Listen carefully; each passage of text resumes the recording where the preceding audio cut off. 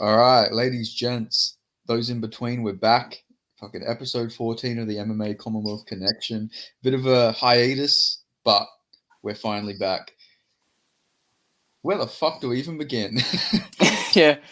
But what was the last show we did? I'm trying to think. Would have been predictions or something, but I can't remember what I think exactly it it was was. Barboza Yusuf. Yeah, exactly. That sounds about right. Which I would have got my chance to brag as well with the Barbosa wheel kick. We almost got it, just about. It was a decent pick, but yeah, not quite. Yeah, and then we also, since that time, we found out that Francis Ngannou is a top 10 fucking heavyweight boxer in the world. Yeah, I'm probably not the worst time that we didn't get to talk about that fight because I would have been very negative on it. Not in the fight, the fact the fight was happening, but just like prediction wise, I was going like Fury like third round TKO probably is what I would have said, and I wouldn't have aged incredibly well. Even though I don't think it was a bad pick or anything, it's just we can come on here I and act like we could pick Ngannou the entire time, pick the Mikey or whatever. So I picked Tyson Fury to like put a career-altering beating on Francis Ngannou. yeah, When on the other hand, it was actually Ngannou who probably did some career-altering damage to fucking Tyson Fury. Knocked him down, had him hurt really badly in the 8th round. Fucking hurt his pride for sure. He completely the day before he was saying that dosser, Usyk's gonna fight me in December, and then afterwards it's next year we're gonna make this unified bout. It's like fucking how he completely switched up after feeling that fucking Francis Ngannou power. yeah. It's like I remember when I was watching Fury had like his little like TV show he had on Netflix at home with the Furies. I remember they recorded his reaction to the second fight with Joshua and Usyk, and he's just on his phone, he's doing Instagram live saying, "Bill fucking Dawson's the most shit," and he thought he was going to box a head off both from beat Usyk, beat Joshua, and then they basically just fucking loses to Francis Ngannou. It's just crazy, but yeah. I didn't think. Who would have thought when we were watching Ngannou debating the decision that the next time we would see Francis Ngannou in a combat sports capacity would be beating Francis, would be arguably beating Tyson Fury in a boxing match and just dropping him. It's fucking ridiculous. I I don't think there's ever been a better professional debut. Like Yeah, even if people say that Tyson Fury won, he still went to a fucking split decision with a debutant. yeah. Literally fucking debut, his first time ever. He never had any amateur boxing fights, no amateur boxing experience in MMA. His last fight, he literally wrestle fucked Cyril Gane. Didn't show off the hands or anything. Yeah. His knee. This is post fucking knee surgery, Francis Ngannou. This isn't even peak Francis Ngannou, and he's going in there and arguably beating Tyson Fury. Only started training mixed martial arts at 27 years old. Like this guy was just built to be a fucking fighter, man. Like, Yeah, 30, I'm gonna add that as well. He's 2 years older than Tyson Fury, making his debut at almost 40 years of age and almost beating Tyson Fury. What the fuck?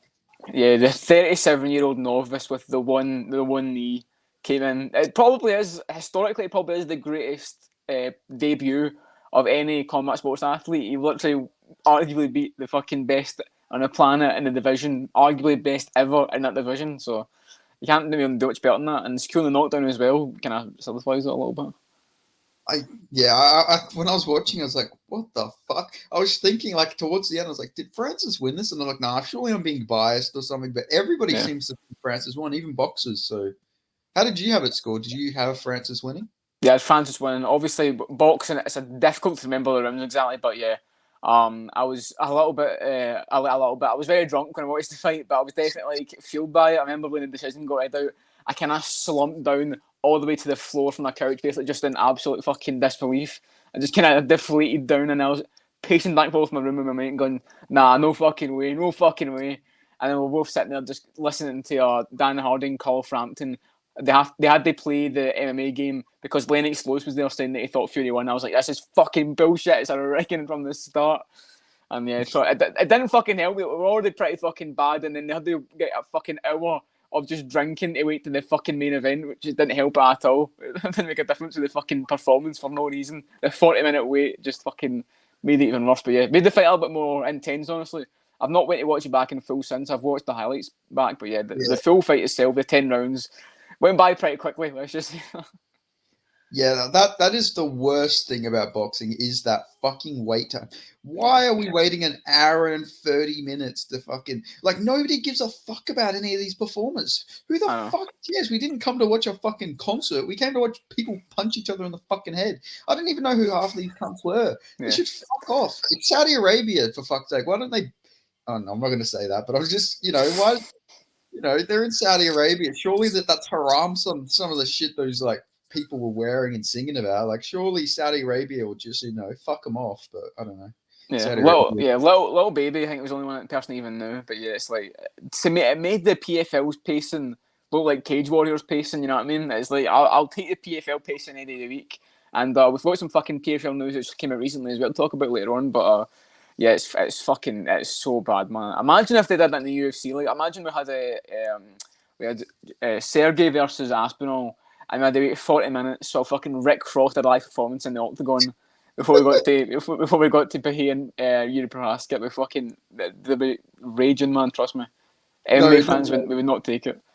No, imagine, we get a 40-minute concert before Aspinall versus Pavlovich, and then once they're finally in the ring, then we get the fucking Russian national anthem, we get the British national anthem, and then we get the fucking American national anthem. It's so necessary. Yeah, the fact that you don't even they do the fucking home nation anthem, not even the fighters that are fighting, man. It's just so unnecessary. They did it for fucking KSI and Tommy Fury. I'm like, do we really need this fucking shit? I was like, we just putting the fucking fight, man, the national anthem stuff. Maybe do it at the start of the show if you've got to do it. Do it the first fight, the main cards, right before that. Don't do it before the fucking main event as they're in the ring. It's just fucking bad. I've gotten to the point where besides like fighters I care about, like Tim Tszyu and fucking Tyson Fury, Usyk, Joshua Wilder, and all them types. Shout out Tim Tszyu, by the way, Jesus. Yeah, fucking great performance. Fucking hell, with the chin on that fucking guy. Like, yeah. But yeah, like the pacing is just too AIDS that I can't just sit there and watch this. Like, oh fuck it, I'd rather do something else with my time than listen to some fucking 80-year-old bozos who are going to be dead in like 2 years talk about fucking the Marcus of Queenberry's rules. It's like, fuck off, can't just get to the Marcus of Queensberry rules. Yeah, I don't fucking know, man. Yeah, it's like, I don't give a fuck, man. Just get to the fight. I just want to see people punch each other in the face. Like another thing that annoys me about boxing is the slow starting rounds, man. Like some of these rounds, it's like one jab. Oh, there was 2 jabs to 1. Oh, I guess you're gonna have to lean towards this guy for the main event. It's like, fuck me, man. I'd rather just watch MMA.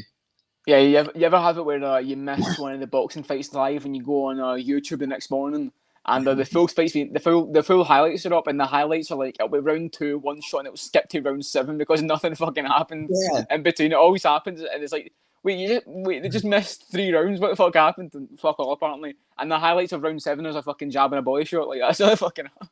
Like, I always see people on Twitter go and say, high-level boxing is much better than high-level MMA most times. It's like, but it's not. Most high-level boxing is like 4 rounds of nothing, and then they finally get going. Like, obviously, boxing has some very entertaining fights, don't get me wrong, but like half the fucking time it is just like a slow-paced, like, pitter-patter fight, and then they finally get their timing together after fucking 10 minutes. But I'd still rather like fucking a 5-round war in MMA. I don't know, maybe I'm just biased, but I feel like the wars in MMA are just so much better than the boxing wars. But yeah, the sweet science definitely has. I think there is an art to it, but some people do get confused. I think the hardcore boxing fans do confuse themselves with just low effort and low output as technical fights, which isn't the case at all. I think like the MMA equivalent would probably be like Wonderboy versus Darren Till, where they just didn't fucking throw anything basically, and they kind of made it out to be as like a really high level striking match. We get high level striking MMA, but it's happened. We see it, and then I think like one of the better examples you can give of actually good striking across an entire fight that is fun competitive, maybe like the second fight with Volkanovski Holloway, where it wasn't a crazy war, but it was entertaining because it was a chess match basically, not in the same way it was just boring. There was actually stuff going on. Yeah, exactly. And they both built on each other from the first fight. The third fight obviously was a bit less competitive, a lot less competitive. And the first fight wasn't the same either. It was a lot more dominant. But yeah, that second fight in particular, or like more chaotic, but still technically would be like, I guess, Poirier Holloway 2, maybe something like that, where there was good technique, but there was a lot more action, a lot more of blood and all that shit. But yeah, and even with boxing, it's not just the fights that get delayed. Like, you ever watch a boxing press conference and we have to hear from the fucking administrator the venue owner, the And CEO, Bob Abrams, old ass. yeah, the fucking janitor for the arena, like they all have to do a fucking speech before the press conference starts. It's like, can you just fucking get on with it, man? It's so fucking everything related to boxing.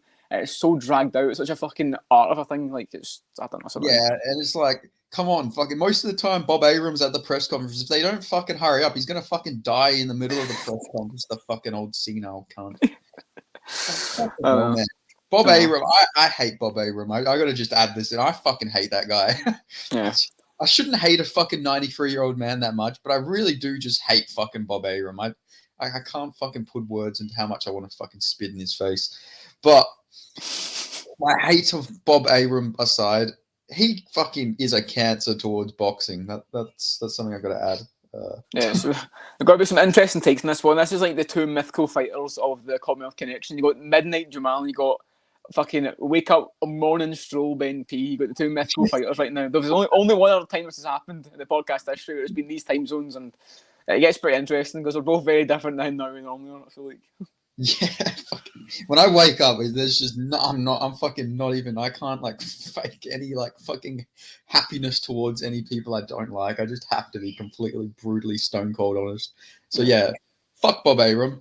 Getting on to the point, you mentioned Volkanovski, Max Holloway. We didn't get to talk about this fight, man. Yeah, 2 weeks in combat sports is a lot, man. You realise how much you miss. Volkanovski versus Makhachev 2. Oh, fuck me, man. So, yeah, I picked Volk to win. I was probably coaching a little bit, if I'm being honest. It was to fucking take Islam Makhachev on 11 days' notice was fucking rough. I had some guy comment on one of my videos saying, I can't wait to taste your tears. Some like Muslim guy. I can't wait to taste your tears when Islam beats Volk, and he messaged me like the same day that Volk lost, like laughing at me. So I sent him like a Quran quote where it says not to brag about fucking victories in face of losers or something like that. And then he was just like, I thought it was a sport. I'm sorry that you had to bring up the Holy Quran. I'm sorry. And then just, I don't know, I must have set his reboot system off or something. But yeah, yeah, fucking hell, man. I was very fucking. I stayed up all night to watch that card, and it was a fucking shit show, man. Yeah, it wasn't like a great card. The last couple, like people forget, like the card last year in Abu Dhabi, it wasn't that good, to be honest. It wasn't that good of a card. It was quite fucking boring all the way. For some reason, they decided that it would be a really good idea to put Chukagian Fury on the main card over Blam Maham and Sean Brady, which is a really good idea. But I wasn't tired because in the UK it's like prime time. It was only like it started like 4 and ended at like before 10:30, so it was good to hear. To the point where my mother, my sweet old mother, even watched this fight because she's actually quite vested in the Volkanovski storyline, and she was very upset when he got finished. Oh. She was definitely she was upset, man. But she, I think no, actually, she did pick Volkanovski. I remember asking her, she picked Volkanovski, and she thought Chimaev was going to ragdoll Usman, so she was wrong on both of them. Sorry, mother, I had to bring this up, but yeah, she was unhappy. She doesn't get to watch the events often live. She doesn't get to watch any fights live at all, to be honest. But yeah, she was upset with the Volkanovski losing like that. But yeah. Yeah, fucking that Chimaev Usman performance. I've always been like one of the fucking first like Chimaev nut riders on Twitter, but he after that fight, I don't know if he beat Sean Strickland. I didn't think I'd be saying this after the event because Sean Strickland's got very solid takedown defense. Obviously, I'm not saying he's the wrestler of the same, he's on the same wrestling as Kamaru Usman, but if Sean Strickland can survive that first round, his pressure style could really, I could see him breaking Khamzat Chimaev, but also he might just straight up get ragdolled. So it's an interesting fight, really. It just depends on the first round. Yeah, I think Strickland's taking defence one of the better part of his game. Think about the Jack Hermanson fight; couldn't fucking do anything at all to Millen the grappling. But you'd have to assume that the hand getting fucked up did have a part to play in it. It doesn't explain why he just refused to throw kicks, which I thought was an interesting choice. But yeah, you have to imagine that the fight would look different, obviously, if he had a fucking hand in existence. But yeah, it's like I think certainly that's got to happen in fights. You're supposed to adapt it a little bit better than that, especially in a high-profile fight. But yeah. Usman fucking did his thing, man. Came on and shot nose and fucking survived and arguably won the fucking fight, if we're being honest, with the last 2 rounds. I reckon best case draw. I reckon that fight probably should have been a draw. I do struggle to see the Chimaev. It's like the Colby Usman 2 fight. It's like it's a draw, But it's the same. Well, yeah, Usman got this one the opposite this time. It was like I don't see the Chimaev win side of it. I see Usman winning or a draw. The draw is fine. I don't mean the draw at all. And logically, probably as a draw because the 10-8 in the first round seems like it should be handed out. It feels like you kind of fit the criteria, but yeah. Yeah. Hey, come on, man. The Weasel said that fucking Hamzat won the third round. Yeah, he's wobbled bad, guy. You don't see it. He wobbled them bad. Yeah, fucking hell, man. The Weasel. Like, I'm a fucking Hamzat nutrider, but I watched that and I was like, oh, fuck. Oh, no. He's about to lose, isn't he? Like, I was relieved that Hamzat won, but I was like, fuck, man. Did he really deserve that win? Like, he did nothing the next 2 rounds. It was really fucking weird. And apparently his hand, he only tore ligaments in his hand, so it wasn't, like, completely broken or anything either, so... Yeah, I know it's kind of random, but it's not random. Like, you remember when Usman broke his hand and had that picture on his Instagram where his hand fucking cut open, you could see the tendons and shit inside of it? Yeah. That was fucking scarring. Never seen that in the morning. What the fuck am I looking at here? The tissue inside Usman's hand. I feel like I've seen him naked now. It was too personal for me. I didn't like it. One of my friends actually cut the ligaments in his hand, and I was there when he did it, and it was fucking nasty. Oh, shit. What happened? For legal reasons, we're not going to explain what happened, but it was okay. But it was fucked up, man. It was fucked. I'll tell you after the podcast. Okay. But yeah, it was fucked. It was very scary. I got the day off school though, so that was cool, but not worth my friend like almost losing his fucking hand. Yeah. Have you ever heard MMA Guru's story and how he got his elbow broke or something? I think he broke his elbow and he's got a metal plate on one of his elbows. Have you heard the story? No, I don't think so. So he was in a high school, I believe. I've not heard it from him personally, but I've heard him tell it on the stream, so I might get some of the details wrong. But he was in high school, and I think he said he was outside on like these concrete steps or some shit like that, kind of like what do you even call them? But yeah, whatever shit it is in school, the steps that go up the way and kind of fold them. And he was walking down, and he seen a group of girls in the older year from him, so in the year above him, and he started mewing, so like putting the tongue to his lip to the roof of his mouth, kind of like. Walking down the steps, and he slipped and fucking elbow dropped, fucking hit the people's elbow on the concrete step, and his fucking elbow just fell out of place. And he's got a big fucking metal plate in his elbow, which he brings up anytime someone says about a street fight. He's like, "Got a fucking metal elbow." Yeah, I don't want to even throw that in there, but yeah, just thought. I can definitely fucking believe that. I remember there was this guy at my school, and this was a primary school, might I add, and this kid was like, this was when we were in year 1, and I don't know why he did this. I remember he got suspended for it. I didn't see it personally, but there was like a group of older girls that he like fucking mooned for absolutely no fucking reason. The classic. That's what boys will be boys, man. That's the type of shit to do in primary school. Come on. Wait, what was that? Sorry? I was just saying that boys will be boys, man. That's the type of shit we be doing. Like, just be doing any fucking shit. Yeah. I remember there was this one guy in school. He literally just fucking walked into this fucking classroom with his pants off. I don't know why. He just fucking walked in with his fucking... And he was like, "Hello, ladies." This was in fucking pre-primary. We were like fucking 8 years old. It was so fucking bizarre. He just walks in, "Hello, ladies." It's like, oh my God, that's a future sex pest if I've ever seen one. Wait, what age is like primary school there? Like what age? From what age to when do you leave? Like that's different now. So, primary school. Did you say primary school or pre-primary? Yeah, primary school. So you would start at like 5 or 6 for like pre-primary, and then primary school would be like 7, 8. So. Yeah, that's it. Yeah, so and then what would you leave? And then also, usually going to primary school just into high school, or is it like other shit though? Yeah. So then we go into high school. Okay, that's pretty similar. That's pretty similar to the UK then. I can't keep up with the fucking American shit, man. All the different fucking. It seems so unnecessary. Yeah, I know. Fucking Americans just complicate fucking everything. Even the English language, like changing mum to fucking mo. Mom. Yeah, I know. And colour and then aluminium.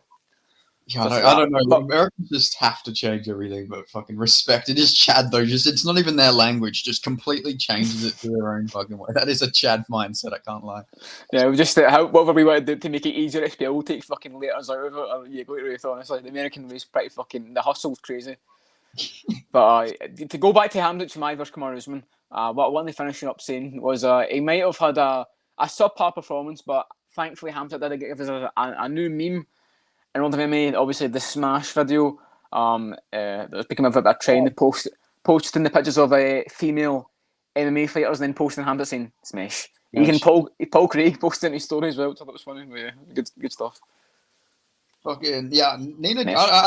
I don't like the hate Nina Drama gets. Not even like being a simp, but she actually does do some fucking solid content. Like I love her interviews with Sean Strickland, man. Like fucking. Yeah, there's not a lot of like women in MMA that do stuff like that. And I feel like men's fighters let their guard down a little bit more. I feel like they don't feel like as not as intimidated. That's not the right word, but I feel like they're a little bit more like to say dumb shit, or maybe they'll try. So you get different side of them when it's a woman doing that, especially Nina Drama, who's not like hideous or anything. Do you know what I mean? So I feel like it's actually. Do you remember when she like fucking called out Bobby Green for sliding into her DMs in an interview? Yeah, ages ago, and he never even responded to him or something, and he fucking didn't even remember it. Fucking Bobby Green, midnight Bobby Green there. Respect, man. Got to do what you got to do. What were your thoughts on Nathaniel Wood versus Naimov? Fucking hell. I felt so bad for Nathaniel Wood there. I did not think Naimov would fucking get a victory over Nathaniel Wood, but with the circumstances as well, like they really wanted Naimov to fucking win that. Yeah, we were robbed of having 3 Englishmen, 3 Brits, and fucking top 15 of featherweight there. We could have had Wood, Lerone Murphy, and Arnold Allen, but we did get what weight class is Jonathan Haggerty again? Bantamweight. He's a bantamweight, right? Yeah. In the rankings for bantamweight kickboxing, and bantamweight Muay Thai, and one it's got Haggerty as the champion, Liam Harrison from England, and Nico Carrillo from Scotland. So we're on the takeover for the lower weight classes, and one. If we can't take the featherweight division, we'll take that. That'll be good enough. But yeah, man, I was fucking gutted from, man. I like Nathaniel Wood as well, and I doubted the featherweight move. But we're here sitting here now, and he's arguably unbeaten. Obviously, he lost a 9-0 fight, but it's a fucking horror performance from a referee, man. I mean, well, my opinion, Naimov was a big Roman Bogatov fan because he was going to mimic that Bogatov performance in Abu Dhabi. That was fucking. It was on his way, man. Bogatov-esque with the cheating tactics there. Get away with everything they could, and then the referee didn't even fucking take a point. Not one singular point. Crazy. I don't know. It was fucking tough to watch. Naimov's going to be a fucking superstar though because he's got that fucking Tajikistan fan base behind him. The UFC might just rig all his fights. Tajikistan is so passionate towards their fighters. I was also going to mention, isn't Haggerty going to go to fucking MMA soon or something? I swear I heard that. Well, he's got a fight on Friday or maybe on Saturday. He's fighting for. So they've got a vacant title fight for bantamweight kickboxing in one, and it's between the champ and the Muay Thai champ. Yeah, and I mean it's a cool fight because Fabricio Andrade is actually like very good. He's a fun fighter, but not against Jonathan Haggerty. Like it's like the discipline change from kickboxing to Muay Thai, Muay Thai kickboxing and MMA kickboxing. It's not really the same thing. I don't think it'll be that competitive. But Fabricio Andrade is a very fun fighter. He's the guy that beat John Lineker and had the first fight with the low blow and stuff. People ask what I know him. He's got the blonde hair and shit. He's very weird looking, but he's a fun fighter. He's powerful, cool striker. There's a lot of good strikes, but I don't think it'll be. Maybe we'll have a fucking another Ngannou on their hands here with this. But yeah, I see Haggerty beating him pretty decisively. But yeah, that's this Saturday, this Friday, maybe. I'm not sure. Yeah, fucking who knows in combat sports anymore? Like fucking who fucking knows? Yeah, I mean, also. Yeah, what were you going to say, sorry? I was just going to throw it. Also on that card is making his one debut, Team Elevation's Ben Tynan, the Vanilla Thunder, with one of the craziest trips I've ever seen before. Yeah. Undefeated. The heavyweight. Good fighter, actually good heavyweight prospect. He's a young heavyweight undefeated. Beat like a 14-0 guy as an amateur or something. Trains with blades and shit at Elevation. But yeah, one of the craziest, most suspicious looking individuals I've ever seen in my life, if I'm being honest. Did you ever watch Regular Show? Yes, don't start me on Regular Show, man. Yes, I do remember Regular Show. Do you remember like that fucking Blonde Society like cult they had in there? Where like... Oh shit, I don't know. Fucking... It was like, I think Mordecai joined it. It was like the Gentleman's Club or something like that. And they were all just blonde-haired guys. There was like a... it was a multicultural group, but they were all blonde-haired. Oh, shit, maybe no. I honestly don't think so, man. I might have been getting exposed as a fraud regular show fan. I promise I watched it, but I genuinely don't remember that now. But yeah, he looks like a member of that group, just like a guy. He doesn't look like he should be that fucking blonde, especially with his mo and everything. I don't know if it's his natural hair color or what, but like, I think it is. I think it is. I don't think I've seen him since I started watching him on LFA. He's been blonde, so I don't know.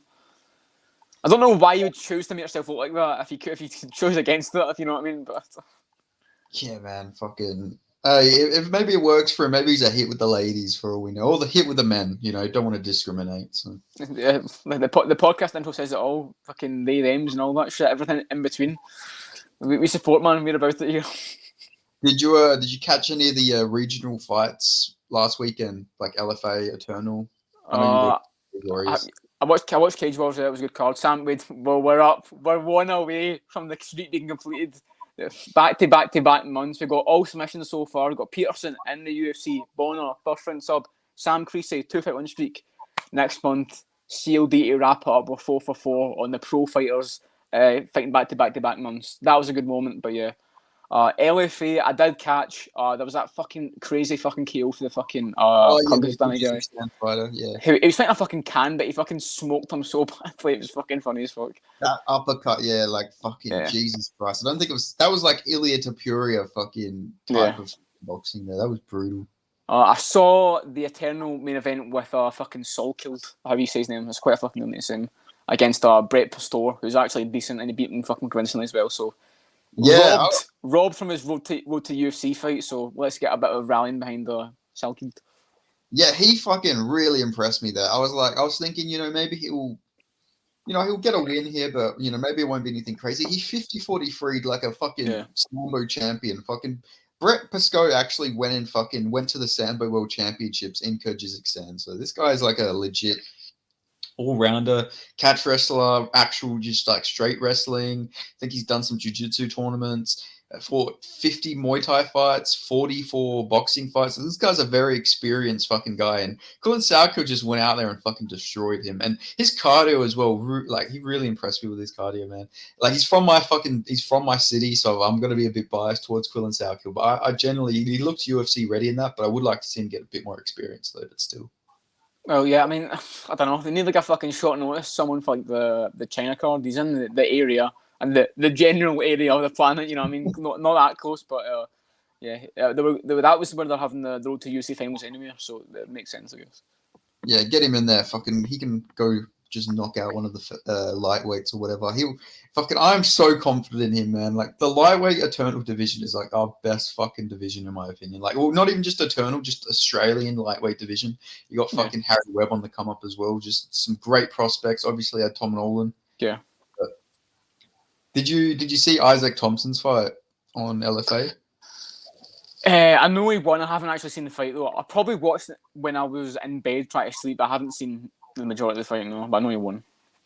Yeah, dominant first 2 rounds. He's winning the 3rd round, and then his opponent like sort of pulled like a Kevin Holland Jacare type fucking punch off his back. He rocked Isaac Thompson. I was like, oh fuck, man, are you serious? There was like 10 seconds to go. He survived, but yeah, very mature performance from him. Showed a lot of grappling. Wasn't the most entertaining fight, but it did show he was like very well rounded because like originally he is a K1 fucking fighter, karate background as well, I believe. So it's good to see him mix in some wrestling. Only 21 years old. Nice. There was a lot. I think I'm missing something because it was 2 weeks and there's a lot of shit happens, but I did catch most of it. Navajo Sterling as well got a win in New Zealand. The CKB prospect. He's like the one they all hype up. Like if you've watched like Tyson Pager in a video with Israel Adesanya, they both talk about how like Navajo like beats the shit out of them in sparring. Yes, he's moved to 2-0 in MMA now. Well, I hope he doesn't get hit with the fucking blood diamond cursing. We'll hope he does a bit better off himself. Oh no, he's definitely better. He showed grappling in his fight. He actually won with a slam down, so he's definitely better than Blood Diamond. I did weight class as well. So because I did catch your Dark Horses video. I watched that when I was getting ready a couple of days ago. Oh yeah, what did you agree or disagree with the Dark Horse picks? I can't remember who you said. I know you said Tom Nolan for lightweight, which I think is a good one. I'm not gonna lie, I can't. You said Pfeiffer for middleweight. I'm just trying to pick him out in my head and shit. Who you actually said was a fucking lot of them. You don't even like the women's division, did you? You just said fuck that and you moved on. You said Ersig for flyweight. I remember that. which is good because Yeah. he's fighting fucking Alessandro Costa, who got chinked by Amir Albazi. So I think he's a good fight. I can't remember who else he said. To be honest, if you say him, I'll remember. I'll know who he said and what he said, but I can't remember the rest of them just off the top of my head. For bantamweight, I said Rinya Nakamura, the yes, yeah, I know. Yeah, he beat Fanny Garcia. Yeah. Yeah, I actually believe in him. I think he's actually a pretty good prospect. He's got heavy hands. He's not fucking scared in there either. He runs in with like like a fucking madman. Great wrestling background. Featherweight. Fuck, who did I say for featherweight? I'm trying to remember now. Might be good. Do you hear me? Yeah, I can hear you now. Oh, sorry, somebody just fucking called me. So. Oh fuck. I know for welterweight, I had. Oh fuck, they're calling you again. Oh, this is an inconvenience. Oh shit. Okay, I might have to take 1 minute to take this call. I'll just leave the call and join back quickly. Yeah. All right, yeah, that's all good. All right, but I'll try to be quick as possible. All right, all good. So yeah, we're back. Yeah, no, all good. I didn't realize there was a pause option on here, so I just paused while you were gone. So that was good. Oh shut up. What do you think that even does though? Do you think that like kind of stops it or just kind of picks it back up? Yeah, it just pauses where it is, and then I guess it just picks it back up. So that I never knew that was an option. Fair enough, yeah. That's useful, I guess. But I'll try to do it as quickly as possible. Sorry for the unprofessionalism there. Nah, that's all good. I remembered who I had for my dark horse. Featherweight was Isaac Dolgarian, the guy who ran through Francis Marshall. And that's actually a good call as well, because he's actually fucking the wrestler, really fucking heavy wrestler, and he just fucking beats him up here. Yeah, it's a rare style to see at featherweight as well. With there's not many grapplers, and I didn't believe in him before the Francis Marshall fight, but I definitely believe in him now. Because he came through a fucking Krause's promotion. I can't remember. Was it FAC or something like that? Yeah, but Onama came through. Was pretty decent as well. So maybe we should talk. Well, I don't think he's around anymore actually, but yeah, trust some of the other ones from that promotion, I guess. And then welterweight, I had Renat Fikretinov as my dark horse. He's actually in the rankings, so technically he's not. Yeah, I even said that in the video. I was like, there's going to be two guys in the rankings. Actually, I think I had a ranked individual in the light heavyweight division too, just because who the fuck is there at light heavyweight? Ilberg, I guess. So it's other rankings. That's another one. Yeah. Yeah, but like, these fucking divisions. But yeah, I had Renat just because I think he is going to beat Alessio this weekend, and I don't know. Yeah, it was Azamat you had for light heavyweight, yeah. Yeah, Azamat. I get he's ranked, but like, fucking. Yeah.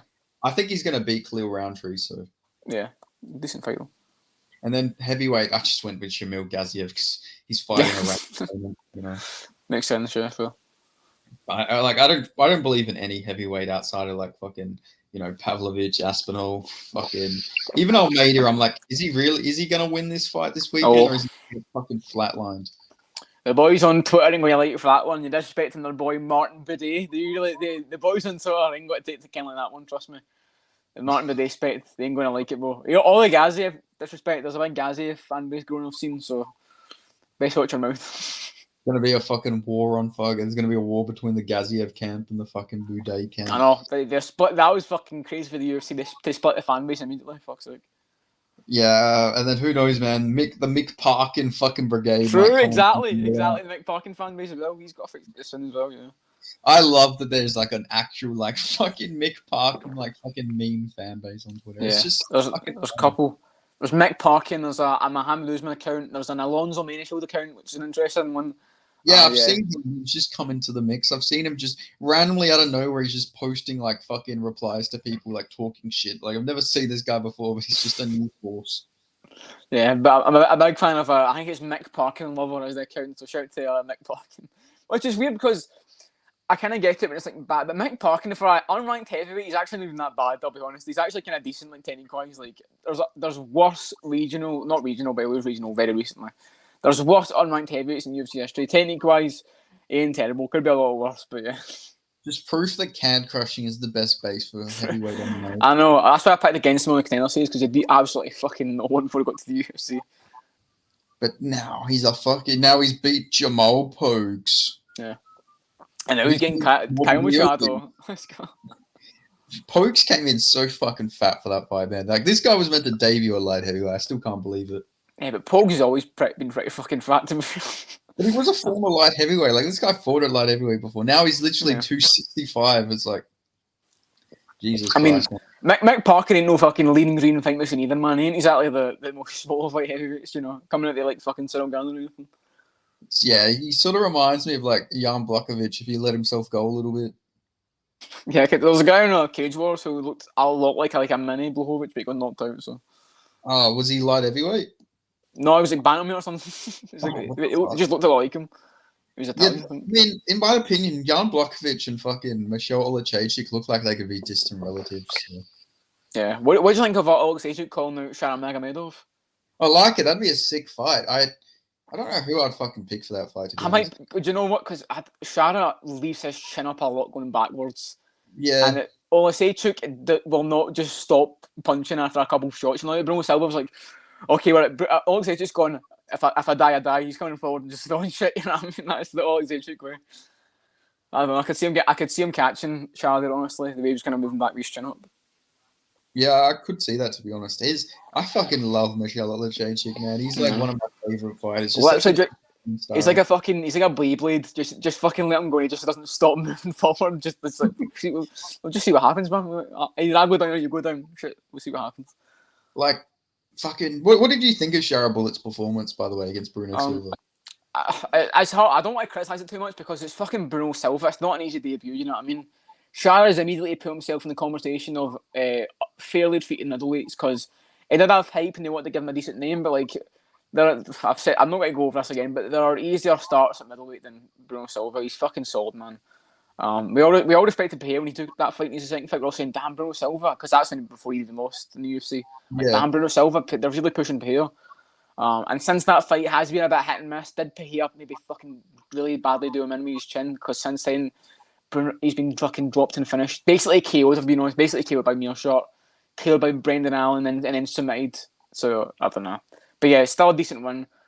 We saw holds, but it's middleweight. It's not got to be a fucking full performance, you know what I mean? Especially against Bruno Silva, who's not an easy fight, like I said. Yeah, definitely. Fucking, he wants to fight in China because I guess China's one of the places he can get cleared. So maybe I think Michelle said he would fight him in China. So hopefully they'll have a Shara Bullet fight. I mean, Michelle just fought in fucking Singapore, so yeah, they really do have to start adding some fights to that China card. I know. I know that the road to UFC finals are on that card, but it's like that still doesn't make up. There's still like 5 more fights you can add after that. There's 9, I believe. So there's the 4 of them, and then there's 5 other fights, which aren't even like crazy. Like I think there's not even like a main card fight now, other than like Muniz versus Jung Young Park. Yeah, maybe Malaki versus. No, sure. Yeah, and so Nascimento, Sumidarji, Shannon Ross is getting his final shot against Jung Song Park. Yeah, he's finally not getting a KO artist. He's still going to find a way to get chin, though. Yeah. And then Zhang Mingyang is fighting fucking Branson Ribeiro, pretty sure. Every single person I've talked to keeps saying about how shit Ribeiro is and that Bruno Lopez should have smoked him. I feel so bad. I can't remember who it is, to be honest. I remember was actually really hyped prospect. He knocked out RoboCop on the regional scene.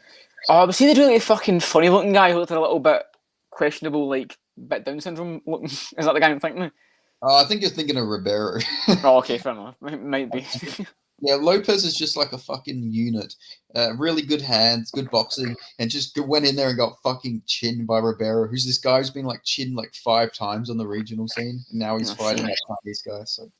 Yeah. Well, Zhang Mingyang beat Tuko Tokos, that fucking English guy that trains at Killcliff, so we'll see.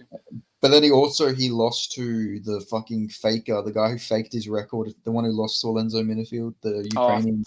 We did this last time. We did Askar Mozarov, yeah, we did that. That's literally what we did in the last podcast. We both fucking forgot his name. We were trying to think about it, But yeah, hopefully they should, being honest, add Ankalaev Walker to that China card because it fucking needs it. As the Coleman event, I don't see why not. There apparently talks about adding it to the MSG card. But I think that card's fucking just fucking leave it. You've left it already. It's got fucking it's got the feature fight. Did I tell you on my notes when I add all the fights and shit to get added to it, I've tried to predict the bout order of the card. I got the main card of MSG completely perfect. I fucking knew they would put Sabatini Lopez as the feature fight and then Dan Andrade and then BSD Favola. I fucking called it. I was looking for the card, not that. I could smell that random featured fight in there, and it's like, yeah, Diego Lopez will go in there, and I fucking called it perfectly. Yeah, they're really, really fucking hyping up Diego Lopez. Like, UFC really sees something in this guy. I mean, he is good. Like, he's having good performances, but yeah, it's not. Yeah, I Like, the don't see guy, him as like a future champ, but yeah, he's a fun fighter, so I kind of get it. he has a fucking very dedicated fan base on Twitter. You say He one bad does. I word know. about fucking Diego Lopez, and you're a fucking filthy fucking casual. Like, Yeah, it they was the Evlo fight. It was the Evlo fight, did it? yeah, but it's like the guy still did lose to fucking Brito. Nobody's hyping up Brito like that. And then Yeah. also, I'm pretty sure he lost to a guy after Brito as well. So. Yeah, he did. He's had a really quite shit outside the UFC run. Like, he was going to like split decisions, but he was like going to decisions with like 11-9 guys. Like, I don't know how he's done better in the UFC than out. I remember seeing him coming in against Evlo, and I was like, this guy's kind of shit. Like, what the fuck are we doing here? But then he just had 2 great performances back to back, so made the UFC look a little bit fucking bad. So yeah. Yeah, maybe jiu-jitsu isn't as soy as we thought. I guess not. Yeah, well, we'll see. We never know. I mean, in my how to create the best fighter, I actually said that do not train jiu-jitsu at all. I watched that this morning. It was fucking funny. I watched it. Yeah, I was really just, I'm like, how am I going to make some content? I was like, let's talk about John Jones jizzing in a cup and sending it I was half asleep and brushing my teeth, and I just heard that. Mention all that we're going to get John Jones to jizz in a cup and go to send it to Dagestan. Just hear me out. The more I was saying, I was like, fuck, I've already mentioned eugenics. I'm going to get cancelled if this video gets any amount of views, but I'm like, oh, fuck it. I'm already like 10. That's the first thing he said. We're going to use a lot about eugenics, but just hear me out quickly. There can't be a perfect fight without eugenics, so just let's get through it quickly.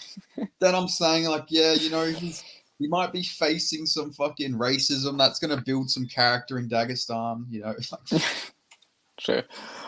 But yeah, it was a funny video, man. It was funny. I got some breaking news. No, hit me with it. Go. UFC roster tracker has just announced that Blood Diamond has been cut. No! What took them so long? Why did Shane Young have to go so early? Blood Diamond's just like hiding under an octagon. Like, they can't cut me if I don't know. I could just show up and I'll fight for them. It's like, no, you're fucking done. One of the first names of the podcast, a thumbnail in fact of the podcast. Blood Diamond has been cut. Damn it. Now, this is good though. I hope Blood Diamond doesn't retire. Let's feed Blood Diamond, former UFC fighter, to some of the fucking upcoming talent on the Australian regional scene. I feel like that's what we're gonna do. We know what's next. It's fucking Blood Diamond Mike Jackson. You know what's next. The fight we're going to get in the UFC, we're all calling for it. We're going to get it now. I was thinking, who the fuck was it? I was thinking, I had like a weird dream that, when Dan Henderson, we thought Dan Henderson was going to come back. It should have been, if he did fight again, it should have been Dan Henderson. Jackson. The legend killer Mike Jackson goes for another legend. I was I just kind of carrying on with that. I got UFC 5. I pre-ordered it so when it come out, the standard edition, and I was playing my mate in it on this Saturday, and we were fighting in like the backyard version, and he was Forrest Griffin, I was Dan Henderson. I was fucking landing that H-bomb all night long. I got fucking chinned out cold in the last round, so it was just not. What's the like doctors? Have you had any doctor stoppages yet? Yeah, my mate was getting really annoyed because he kept beating me up and I just kept landing elbows. It happens quite. You can kind of turn it up and you can turn it off and kind of make it more frequent how susceptible we are to getting caught open. But yeah, if you land like a lot of shots, it happens. You get a warning in between one of the rounds, and then if it happens again, the referee just kind of stops it in between the fight. Is there any? It can happen during their fight. They can just stop it mid round and go. That's what. Can the doctor come look and say it's all good, or does it every time? You get a warning. Typically, you get a warning in between the rounds saying, it's like if I have one more shot and it's done, and then in between the round they'll get called basically if you don't think you're so. Man, I've seen some videos where like some guy got knocked out cold, but he still ended up winning because the doctor just came in and stopped the fight. Yeah. He got knocked out. It's like fucking hell, broken system. I've been playing pretty much exclusively as Marlon Vera and Fiziev basically. That's the only guys I've been playing with them, but yeah. And just they didn't have any fighters on like the day one. I was expecting like a whole new roster. But now we're getting like a fucking roadmap of like we're getting fucking Macy Barber. Like who fucking cares? We're getting Yan Zhao and Amir Albazi first before Jeff Neal. Like no one wants to play as Amir Albazi. Hey, come on, man. Maybe some guys in Baghdad fucking want to play as him. Yeah, but not before like Jeff Neal and shit and Ian Gary and like come on, man, what the fuck. Yeah, I don't understand it, man. At least with UFC 4, they added like new fighters when you fucking bought it. Like, Yeah, I exactly. don't think Volkanovski was in UFC 3. You got Volk, you got all these new fighters. UFC 5, here you go. Here's the same exact fucking roster we gave you last Yeah, fight, but we're also taking out Francis Ngannou. yeah. Fuck. And I took out fucking CM Punk as well. You get fucked. Oh, what? They took out CM Punk? Yeah, but do you know who's still in the game? Fucking Mirsad Bektic. Yeah, Mirsad Bektic, Tom Breeze, Mark Huayna all still in the game, even though they haven't been in the UFC in years and haven't won in the UFC in years even longer. To be That's fair, gonna, it's crazy that CM Punk was in like 3 UFC games. I know. That's gonna be kind of cool. Imagine being Mark one and then you're not even in the UFC anymore. You've not won the UFC since like 2020, and you're in the game still. That's it'd be quite cool, honestly. Just scamming off it. Yeah, to be fair, imagine maybe that motivates Massad to make his championship George Foreman type comeback and finally reaches the potential that he apparently There's had. got to be some fucking Bosnian out there who's fucking happy he's still in the game, so yeah, for play him. They're like, listen, FIFA can do it, WWE can do it. Every ranked fighter should be in the fucking game. Yeah. Especially in the weeks to the release. Whoever's been in there for long enough, like Bryce Mitchell should be in the fucking day one release. Jeff Neal should be in the day one release. I don't get the way they've put guys in the game. Like, do we really fucking need Bo Nickel and Raul Rosas Jr. before we got Jeff Neal? Was it that hard? Is Marab in the game? Yeah, oh yeah, I think he was in UFC 4. I think he got added during UFC 4. Okay, Like, yeah. it wasn't. Fucking Raul Rosas is in the game, but fucking Marab isn't. Yeah, I don't know. It's fucking mad. Yeah, it's fucking bizarre. Oh, there's one thing I want to touch on. Fucking C-Rod needs to fucking get his shit together and learn how to fucking make weight because he's derailing all of these fucking prospects and it's pissing me off. Like, he's a good fighter, but fucking make weight, you fat cunt. Yeah, he's Like, good, but at the same time, like, stop tweeting about getting your pee up and fucking get your fucking weight up. Do you know what I mean? Like, Jesus Christ. like Stop he's it, man. derailed 2 really good bantamweight prospects now, like 2 undefeated prospects. Like, Two children, basically. 2 children yeah. as well. 2 minus 23-year-olds. Yeah, he's the opposite of fucking. Oh, who the fuck was that guy that Raul Rosas knocked out? His name's like I can't even remember. Terrence Mitchell. Terrence Mitchell, yeah. He's the opposite of Terrence Mitchell. Terrence Mitchell's getting beat up by these children, and C-Rod's saying "fuck them kids." He's beating them up. Shit, yeah, he did. They did fight the exact same fighters. Like, Yeah. Yeah, sure. In reverse order though. And Terrence Mitchell in his 30s, you got to feel bad for him. He's lost to 2 guys born in the 2000s. Like, yeah. The Terrence next Mitchell. Let's be honest. Casual fans tell you about the Raul Rosas scale. We all know Terrence Mitchell for that fucking Kai Franz flatly on top. About 30 seconds into the fight, it was like the only kill in that entire season as well. Yeah, you gotta feel bad a little bit for Terrence Mitchell. Seems like a cool guy. But yeah. He seems like a really nice guy, but like, Jesus Christ, he's had some he's taken some beatings. Who the fuck do they give him next? It'll probably be Terrence Mitchell versus Rinya Nakamura, knowing how they treat him. Yeah, another fucking overhand 1 punch coming his way. Oh, poor guy, man. Did you want to get into like this weekend's card? Yeah, and yeah, I'm up to you, man. Can do anything, but yeah, let's go. Let me have a look. Actually, apparently the what's it? The elbow spinner fight. Yeah, apparently that might be in trouble, which is really pisses me off because that was the fight I was most excited for. Yeah, it's in danger. Apparently, it's not officially off, but yeah, that is. In terms of guaranteed excitement, literally the best fight in the card. Yeah, I know, literally, but I was looking forward to Onama versus Alexander as well. I thought it'd be kind of fun, but I got cancelled early in the week, so. Yeah, I don't know. I think Alexander's meant to get a replacement, so maybe I don't know who the fuck they would give him. Stephen Peterson again. Yeah, comes back for one more. I'm sure there's like some fucking featherweight from the favelas they can get on this card.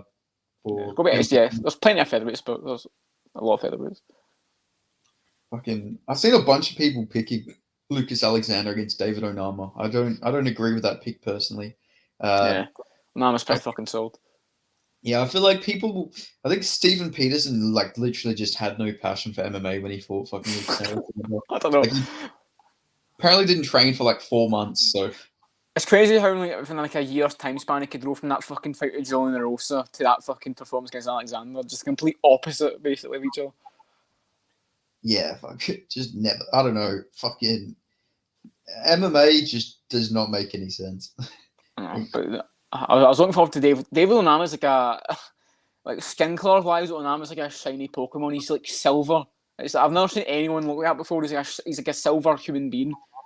It's crazy the fucking colours got in him.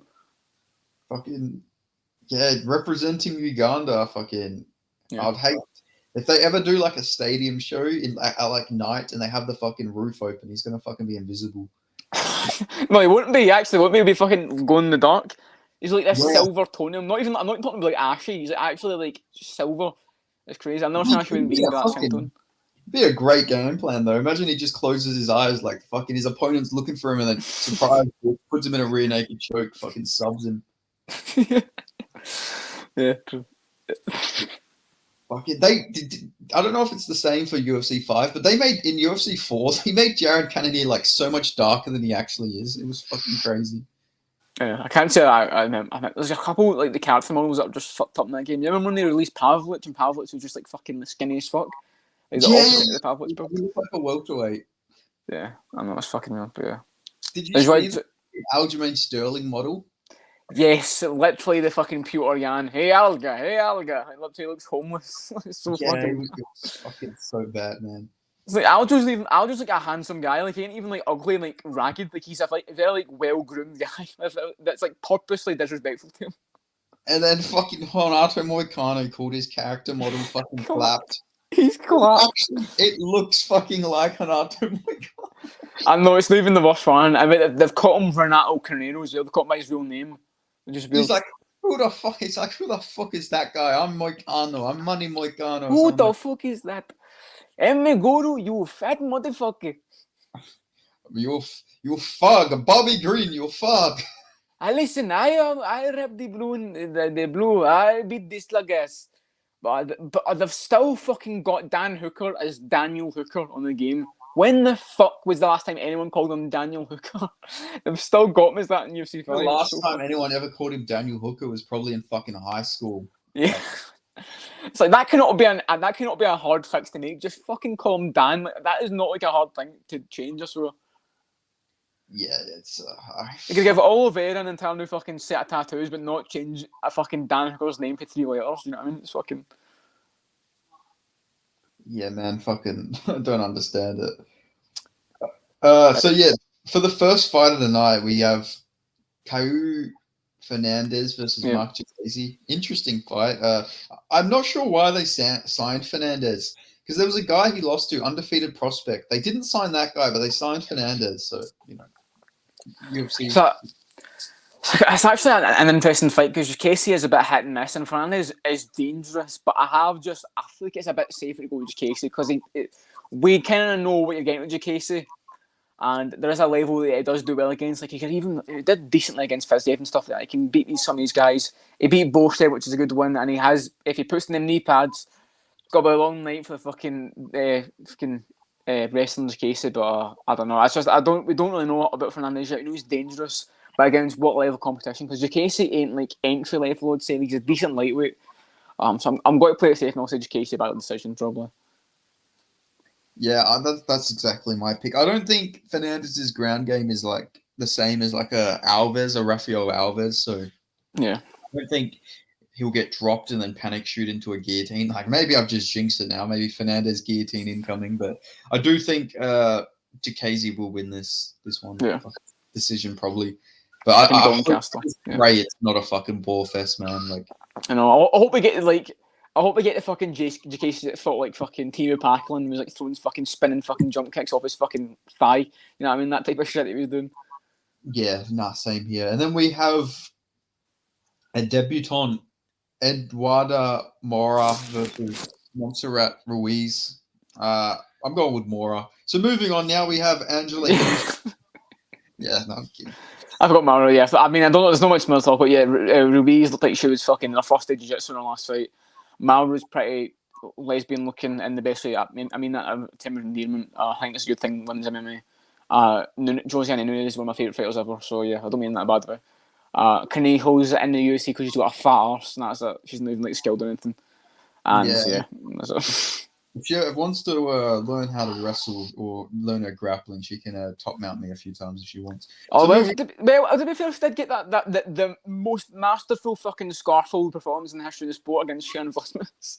I know So I you never always know. do that headlock simulator. Literally just fucking headlocked her for fucking I 3 cannot rounds. believe that was in the UFC that happened.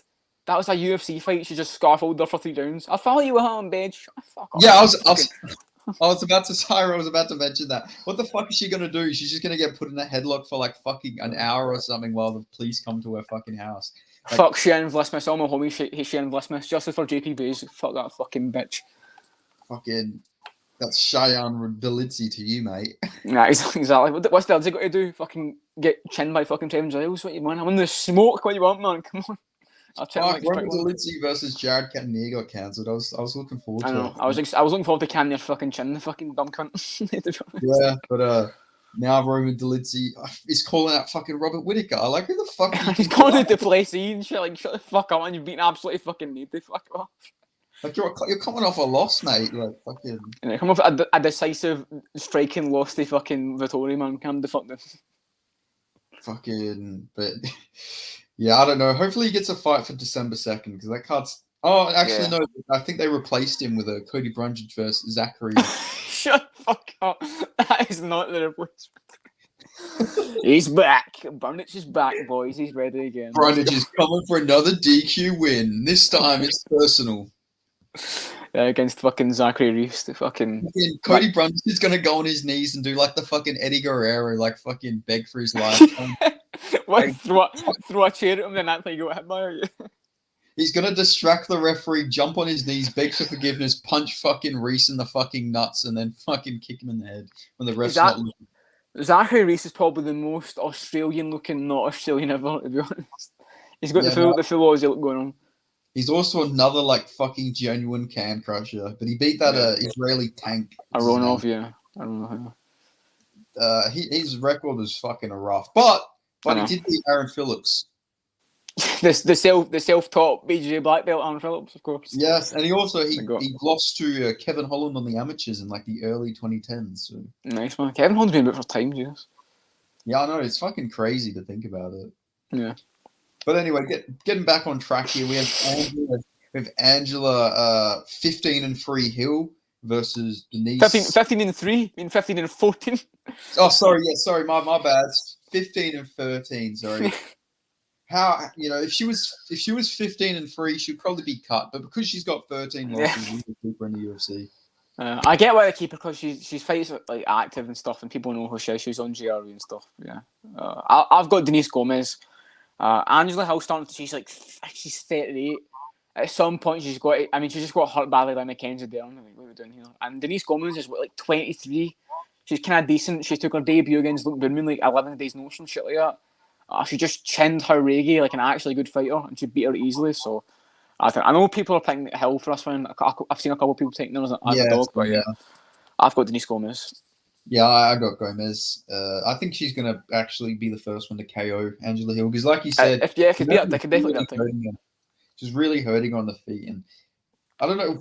To be fair, though, Mackenzie's Dern is weird because sometimes she'll come out and she'll be she'll have the punch mechanics of fucking Dan Henderson. It's weird. Like there was one time she got a fucking H-bomb type knockdown on someone. It was so weird. Like, she does have some power, but she's not a fucking striker. Denise Gomez is a striker, and she's fucking powerful, so... And other times, Burns comes out against Random Marcos and throws a fucking head kick and falls over straight away. Yeah, she's very hit and miss. But that was also... that was Mackenzie Dern. That was post-divorce Mackenzie Dern, She was pissed. She was coming with some motivation. She was imagining Angela Hill as her ex-husband. Yeah, I think Hit me up. The offer's out there. I think the Marcos fight was pre-hard spar Mackenzie Dern. Do you remember that? When I think it was when she fought Jan Roba. She admitted that she'd only just started hard sparring for the first time in her career. Fucking hell, what is women's MMA, man? I don't know, man. Yeah, I'll go Denise Gomez. But yeah, I don't mind the KO, honestly, because she's getting to that age, it's got to start happening. She got hurt by Lemos by a front kick. She got hurt by Dern. I could see it happening, Yeah, I'm gonna go with Gomez here. So then moving on. We got the fucking man with one of the biggest fan bases in the UFC. We have Vitor Petrino versus Vlad's best mate, Modestus Bukauskas. Oh, fuck, Jesus Christ, yeah. Modestus Bukauskas, do you know what me and Modestus have in common? Me and Modestus actually share a very weird item in common. The Bulgarian fucking hat. Yeah, I think there's like 3 of these on the planet. It's like Vlad's got one, I've got one, Modestus Bukauskas has got the other one. Did Vlad create his own like merchandise? I know he'd fucking ship it to me personally, so if I hope me and Van are follow, because he's got my fucking address, so I hope me and him stay good mates, because otherwise I'm fucked. But yeah, and I've got your address, bud, as well. I've got your fucking address, mate. It's written in Serbian, I think, but I've still got the fucking package somewhere. So, did he create it? Is it like his own creation? I think it's like, well, I don't think so, but you signed that part. So if anyone speaks Bulgarian or Serbian, you can let me know what that means. But I think it's like I think you can buy this hat. I doubt he's like sewn it in like his own fucking house. You know what I mean? But like, yeah. It's like cool. I was on Omegle once and I met a Bulgarian guy and he was very happy that I had a Bulgarian hat. I mean, you're Bulgarian? Oh shit! I grabbed it. It was a cool moment. But yeah, I'll keep it on the rest of the video and on the Vlad.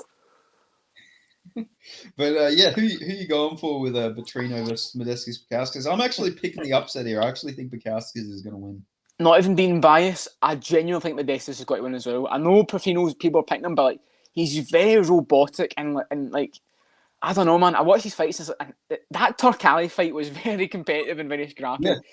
Yeah. Bukauskas, for an unranked light heavyweight, he's pretty fucking good technically. Like, he's got a weird chin.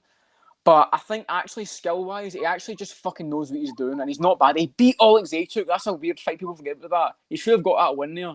Yeah, he came in on a week's notice. Had they travelled from England to Australia and schooled Tyson Pedro, like he's pretty fucking scored, man. Like I don't know how good Turkali or Marcin No Chin Pragnau are. Like talk about chins. Pragnau's got one of the worst chins I've ever fucking seen.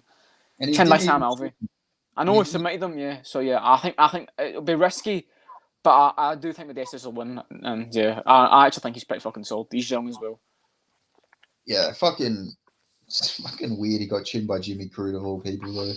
I know was that Crute's last actual win. Yeah. So like, I actually watched that. I watched that entire main card with my granddad. Weirdly enough, random. But yeah, it was the Korean Zombie or Tiger card. Remember what?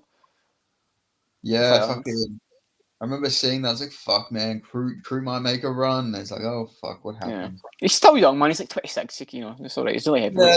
Yeah, he's in light heavyweight. But fuck, man, his striking has regressed so much. It's so weird. I don't know what the fuck happened to him. But he used to be a confident striker. Now he's one of the worst strikers in the UFC. It's weird. Yeah, that's like where he chinned Modestus and he went over to Dana White and like came in the cage and like, can I put his arm around Modestus like he was mates him and Modestus just recovering. He's like, what the fuck's going on? Yeah, that was I'm not gonna lie, that was weird. And he went over to Dana White and Hamzat was fucking there, like clapping him on. It was so fucking bizarre. Like, Hamzat just joined him after Gurum's fight or some shit, I think. We want offensive taking Jimmy Crute coming back soon. Next year we want fucking heavy wrestling Jimmy Crute coming out. Yeah, well, I mean, he tried a heavy wrestle against Manyfield and got caught in a fucking guillotine, so maybe he's just going to go back to being a fucking striker now.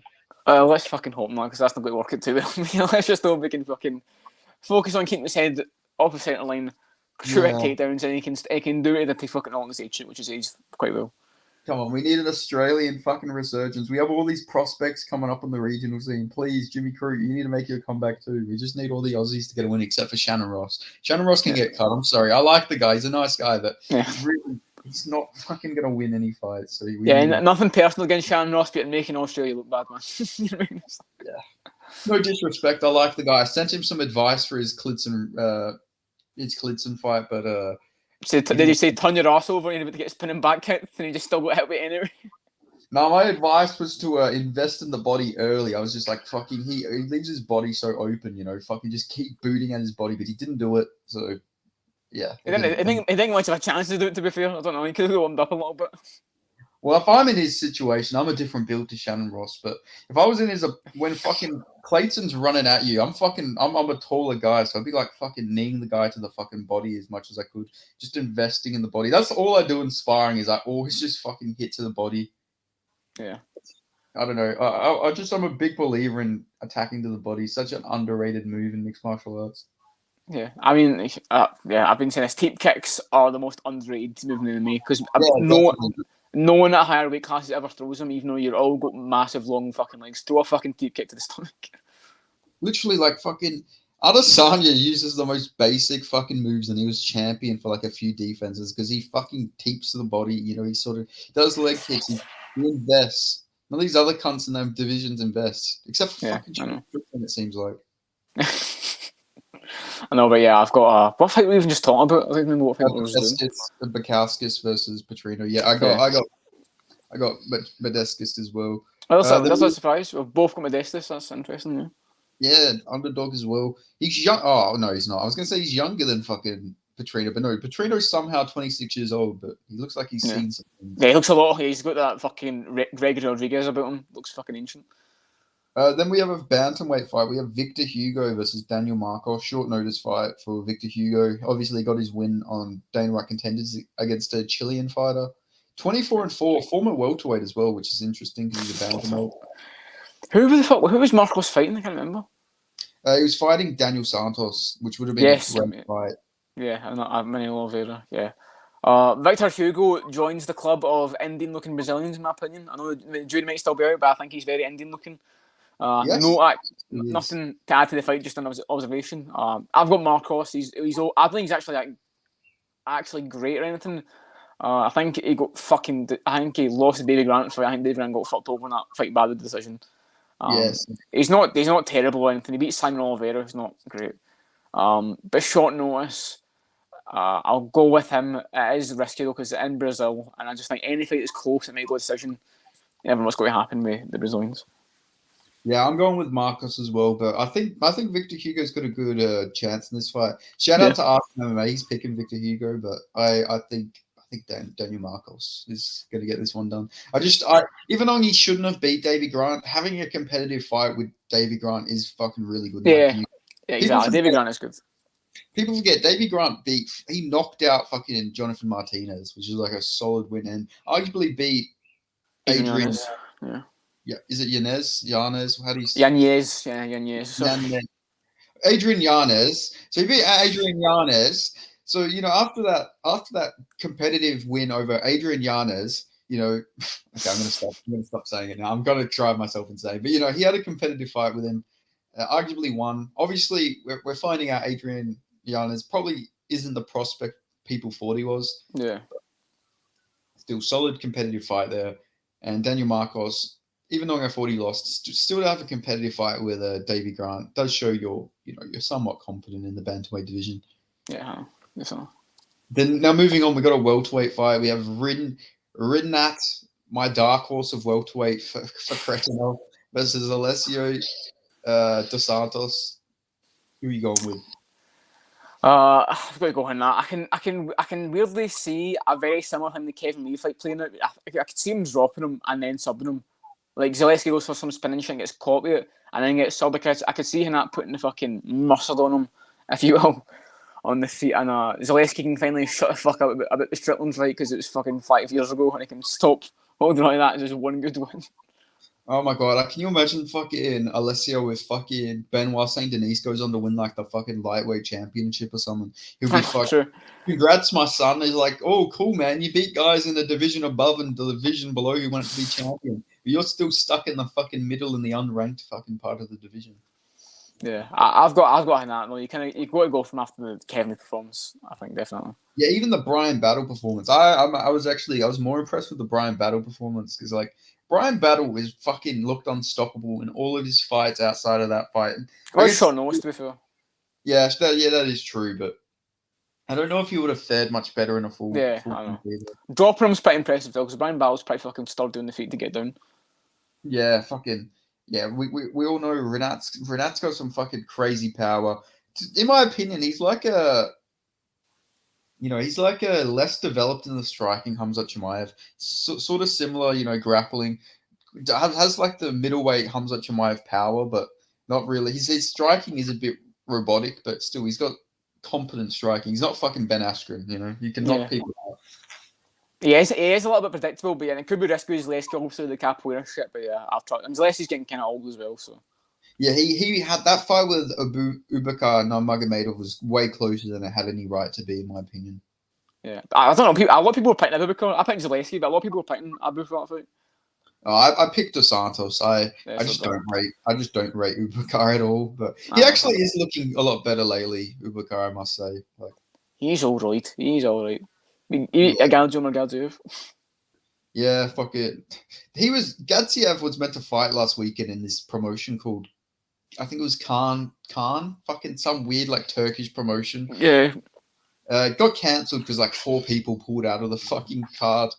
And now it's been rebooked for December. Really, really bizarre Turkish card. It actually was a solid card as well. Had Gadziev, had that Shamil. Gamzatov, yeah. I know the Yeah, card's talking about. Does that entire thing get cancelled or just that fight?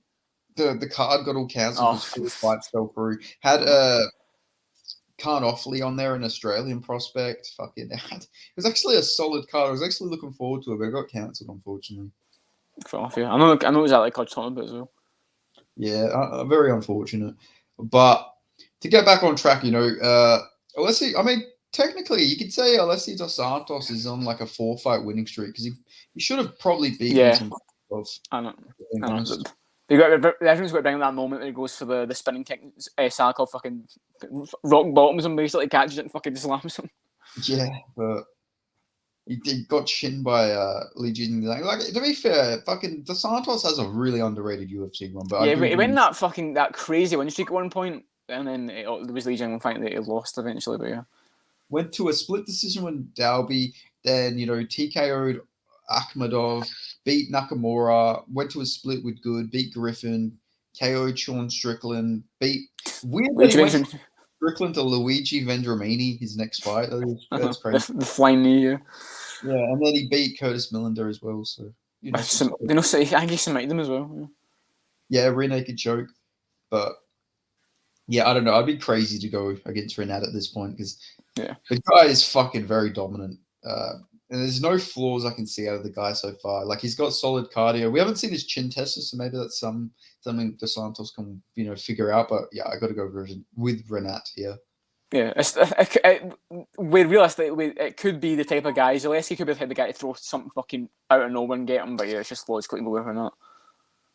Yeah, fucking knowing Dos Santos, he'll KO Renat, lose his next fight. Renat will still go on a run. Someone will become champion. Dos Santos will be like 45 years old. Oh, congratulations to my son. It's like fucking all of his wins are somehow going to go on to be champion. He's just going to be fucking a forgotten fucking footnote in history. Yeah, we won't forget Zaleski though. He's a legend in the sport. Yeah, he is a legend. But it rubs me the wrong way that he's talking shit to Strickland like 6 years later. It's like, fuck off, man. So we got Ismail Bonfim versus Vince from Hell Pachel. Shout out to Vince Pachel, man. What a fucking motorbike man if I've ever seen one. That fucking Tash. But yeah. We know what you're trying to do, UFC. You ain't slick with this one. We get it. It's a Brazil card. You want Bonfim to bounce back. You give him Vince Pachel, who's 39. You know what I mean? Like, we get it. It's okay. Vince from an 80s porno Pachel. Fuck. That's the funniest picture I've ever seen one in my life. I've got Bonfim. I don't know if that's hard to believe, but yeah. Yeah, this might be a hot take, but I am picking Bonfim to win this fight. Probably by late TKO. I know Vince is pretty durable, but it's tough. Bonfim has some fucking solid boxing. And I don't, even though he lost to Benoit Saint Denis, I think we're realizing Benoit Saint Denis is like a fucking monster. Yeah. Breaks every French stereotype known to man. That man does not surrender in that cage. But yeah, I'm going with Ismail Bonfim here. I think he's going to box up Vince Pachel. Either late stoppage or maybe decision win. Yeah, as long as he doesn't just accept with body kicks like in his last fight, and Pachel can just put a fucking body kick masterpiece like fucking Ben Mason and was doing. Just refusing to acknowledge it at all. I don't know what he's doing. But yeah, we'll see if Pachel can break out one of those. Do you remember when Pachel rocked Roosevelt Roberts with a spinning back elbow? If he can break one of them out last fight. Yeah, fucking. I don't know. Vince Pachel has an actually really underrated MMA. He's not bad. Like, he arguably beat Mark Madsen on damage. I know, and he was really upset with that fight as well. Yeah, I don't blame him, to be fair. Then he lost to the fucking ghost, Gregor Gillespie. Don't know where that man is, but. And then lost to Rustam Kabalov. Not bad loss. Fucking hell. He's been in the UFC since 2012. That's fucking insane. Yeah, he didn't fight a lot for a long time. Yeah, he's very inactive. Did you see that story where apparently he told Tony Ferguson, yeah, don't go too Yeah, hard. I just had surgery, and then fucking his like on knee, his elbow or his knee or something, and then fucking his Tony knee. Ferguson just comes in and leg locks him. It was his knee. I remember, and he's like, "What the fuck are you doing?" And he like, just tries to fucking tear it apart. Like, That's the most Tony Ferguson thing I've ever fucking heard. I don't know. Tony Ferguson gets away with quite a lot because he's quite a fucking shit person. He's a bit a cunt. He gets away with quite a lot. Yeah, but we could be fair. Like, there is a very high likelihood that fucking Tony Ferguson is on the spectrum. Oh, I don't think it's even a question anymore. 100%. Speaking of the spectrum, did Nephias win? That was the craziest transition this of the podcast. Speaking of the spectrum, didn't it? I know, yeah, he fucking lost actually. He lost to Sofian Arab, but yeah, it was unfortunate. I've seen that Yuzuri won. Yeah, Belgrade got a first round KO, yeah. Don't forget, he fucking ducked Frederick, trust me, he ducked that fucking fight, bud. Yeah, I think they need to rebook that fight. Yeah, I think so as well, yeah. Fuck, man. Wait, how did he lose? Decision. He's like 39, he's been out for like 2 years, so it's like not the craziest outcome. He got robbed. Come on, let's be real. There was Moroccan corruption. His opponent was Moroccan, right? I think Dutch, I think. Okay, there was Dutch corruption, Definitely. But the guy who lost to Arab lost to Rab Truesdale, the Scottish heavyweight goat, Baloo, Rab Truesdale. Only the real ones will know about Rab Truesdale. Fucking hell, man. But yeah, no, that's a shame. Maybe he'll be back. Surely he doesn't just retire. He's back in there now. Maybe. But he's spent his time fucking trying to come back. You know what I mean? You'd imagine he'd try at least done one more go over after taking the time off. I guess he could come back. Yeah, come back to Cage Wars and fight some fucking random guy. What even is that fucking promotion he fought in? Like Levels Fight League. That's the one Tom Breeze was like champion in, wasn't Yeah, it? yeah, he won the belt though. Now he's fighting PFL. Yeah, we gotta get to that PFL card after. It was the card that was meant to have like Fishgold versus fucking Rostam Akman. Was that promotion? I'm pretty sure. Oh damn! What a shame we didn't get to see that match. The fucking human carpet himself. Human carpet. I know it would have been such a funny fight. We need fucking the human carpet versus like Jacob Malkoon in a super fight. Yeah, 100%. The fucking world will implode if they fucking start wrestling. Fucking Jesus Christ! Yeah, it's like the Spider-Man being just pointing at each other. It's If crazy they're that Matt against the fence, there is a good chance that the fucking cage might set on fire if they go fucking friction to friction too quickly. Yeah, Malkoon fucking backs him up and fucking Adam tries to pull away his hair just entangled in the fucking fence. Like Ellenberger's foot against Masvidal, just can't fucking move. Oh, whoopsie daisy. Where was that? That was a Tinder notification. It was the whoops daisy. Yeah. I didn't want to be that guy. Nice one. You got to do. The people won't know, but the Ben P Tinder DMs are a thing of absolute beauty, man. The people won't understand. The Bumble games are even bigger, my friend. I've not seen them yet, man. You have to send them to. Oh, I'm treated like I'm treated like a piece of meat on there, but I don't mind it. Yeah, got to do what you got to do, man. Catch you. I won't say actually. But getting back on track, we have a middleweight fight between Rodolfo Vieira and this is the quintessential fucking striker versus grappler fight. If you've ever seen one, like literally fucking one is just completely one round. Like they're both very one-sided towards striking, and one's very one-sided towards fucking grappling. Yeah, not even fucking grappling, just jiu-jitsu. Like his takedowns aren't even really that great, to be honest. Yeah, like a fucking UFC 5 fight, basically. Yeah, like this is literally like fucking. You'd see this fight on like the fucking prelims of like this would be for an alternate. This is like an alternate bout for fucking Hoist Gracie versus Ken Shamrock. This is a weird transition. I'm just going to say both of Fight Night picks picked Rodolfo Vieira, which I thought was interesting. Did you see Fight Night picks are retiring next year? They're going to stop making videos. I've seen that. That's weird, isn't it? I thought it was quite, I don't know. Yeah, very interesting to be fair. Sad. They've been booked for ages, man. To play them. Yeah, they said like they're just fucking burnt out. Which fair enough. I mean, they do put effort, like the actual rate of videos. They put effort in like the stats and everything, like the custom made little screens and shit. I do rate it. like what the fuck? Like, weren't they making money though? Like, why would they? If it's like a job, why didn't they just like do like every pay-per-view or something? Why don't they just take a break from fight nights or something? But Yeah, I don't know if it'll be like a permanent thing. They might come back eventually. It's pretty I think they were saying it's probably going to be temporary, so they probably won't be gone for too long. Yeah, I've seen a few people actually pick Rodolfo Vieira. Awesome MMA also picked Vieira in this fight, and I was speaking of fighting picks. I was watching the video. I didn't know Petrosian was a Muay Thai champion. I thought it was just an MMA guy. It was a good striker. Because my argument with him was always that like Petrosian is just a really good adapted striker for MMA. I didn't realize he had an actual striking background. Which you probably could have guessed his record, just how he's not got a lot of fights. But my argument with him is like Petrosian's a good example of just MMA guys who know how to strike rather than like Belgarui, who in his fighting trainer series is kind of shit in the feet, even though he's a fucking glory kickboxer. You know what I mean? yeah, I didn't know that. I didn't know he was a Muay Thai champion. Actually, I didn't know that. yeah. No, I'm pretty sure I remember seeing that he was like a Muay Thai champion in Russia. Yeah, but he trains in Russia with Kopylov and shit. Yeah, Anatoly. That's a dangerous team. He trains in Anatoly Tokov as well.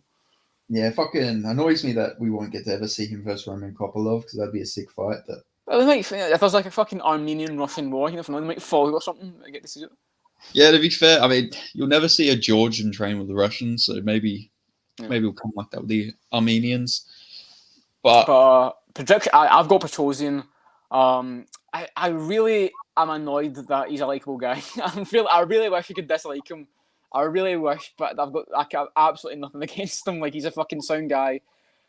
He's actually a very fucking solid fighter.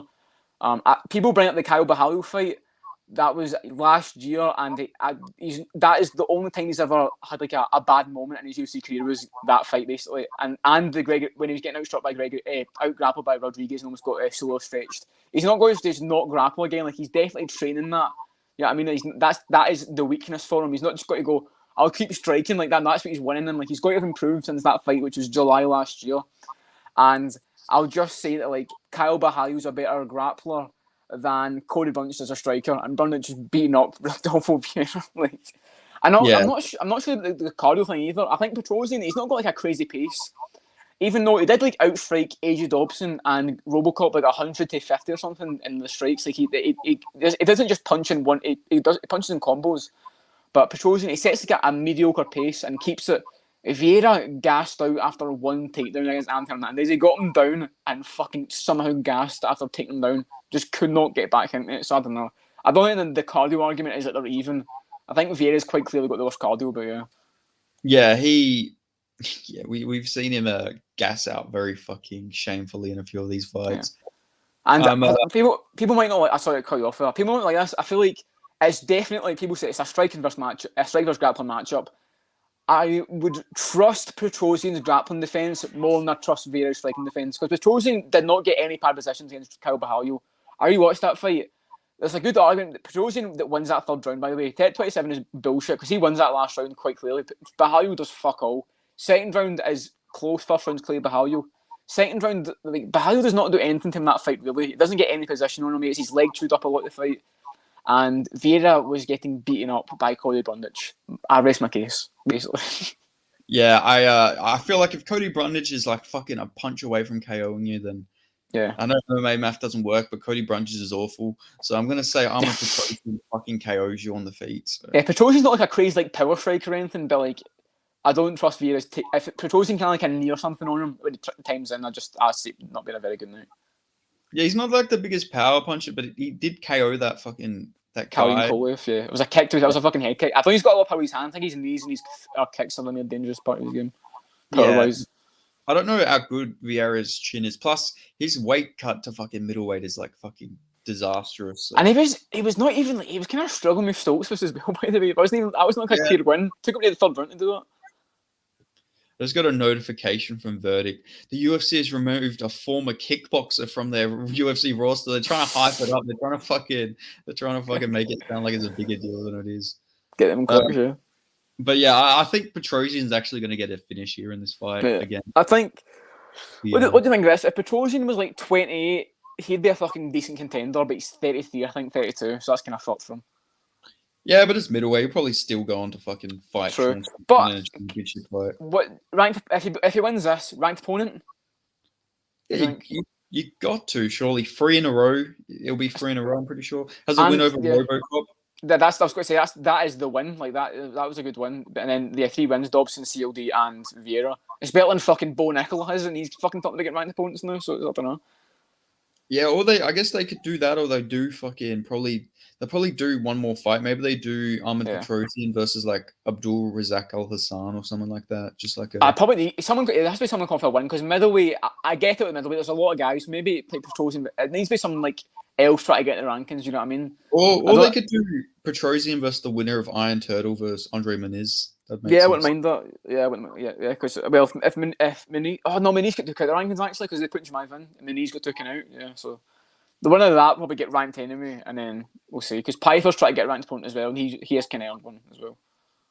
Yeah, fuck. They need to just make it top 20 for middleweight because there's so I many know. guys. It's like a log jam. It's a fucking pain in the last division, man. I feel bad for a lot of the guys that are over there, but yeah.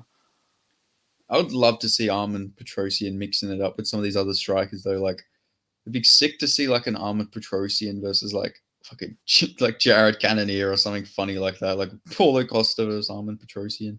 Yeah, I do think he would beat like the Vittori's of the division. I do think it's like the guys that can mix up with I can strike and grapple evenly as good will beat him, but like I could see him beating Deluzzi to be honest. I could see him beating Vittori. I could see all guys beating Vittori to be honest. But yeah.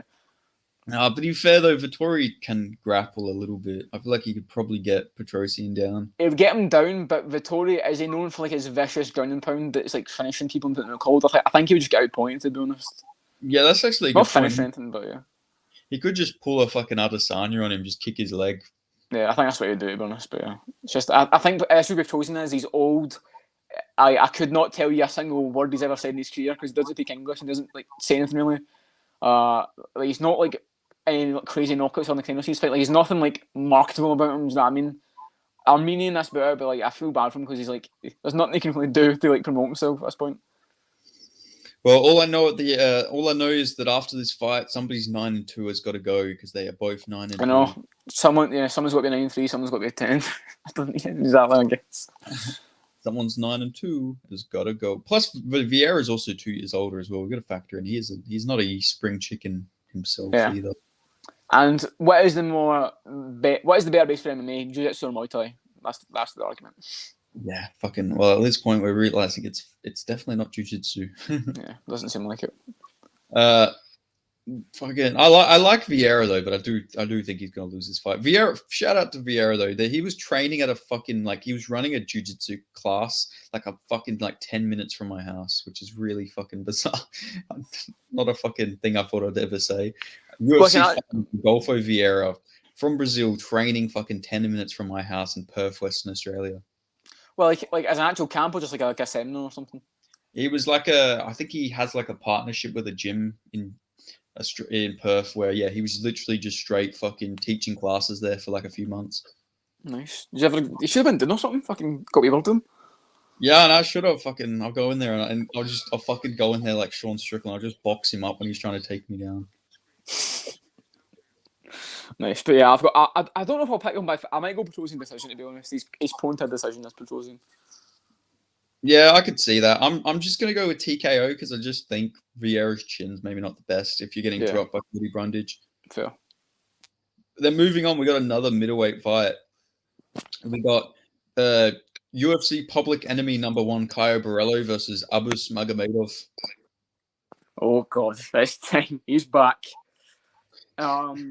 I don't think it would be like a crazy fucking one-sided beatdown or anything, but logic prevails. It's Kyle Borrello's win, and I don't think it at all benefits Abus Magomedov being in short notice either, especially flying through like Florida, fucking Borrello's home city basically.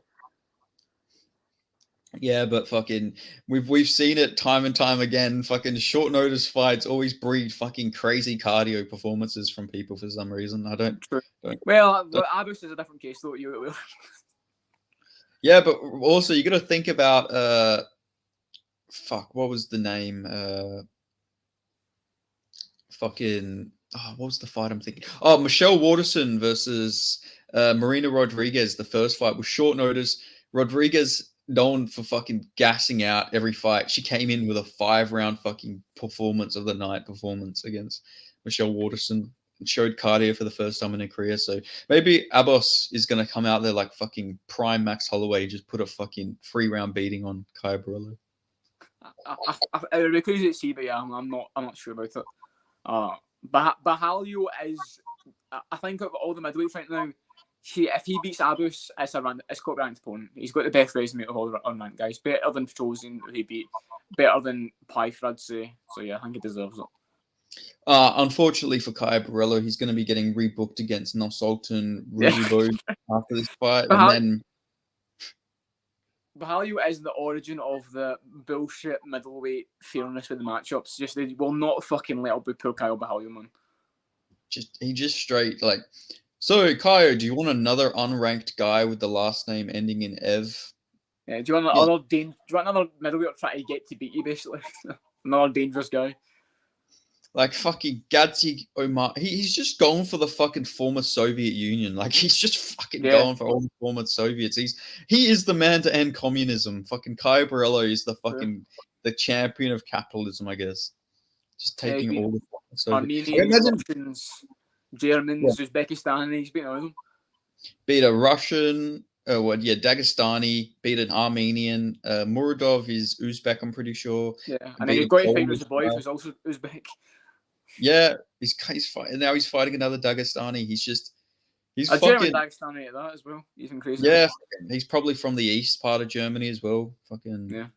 Shout out to the commies.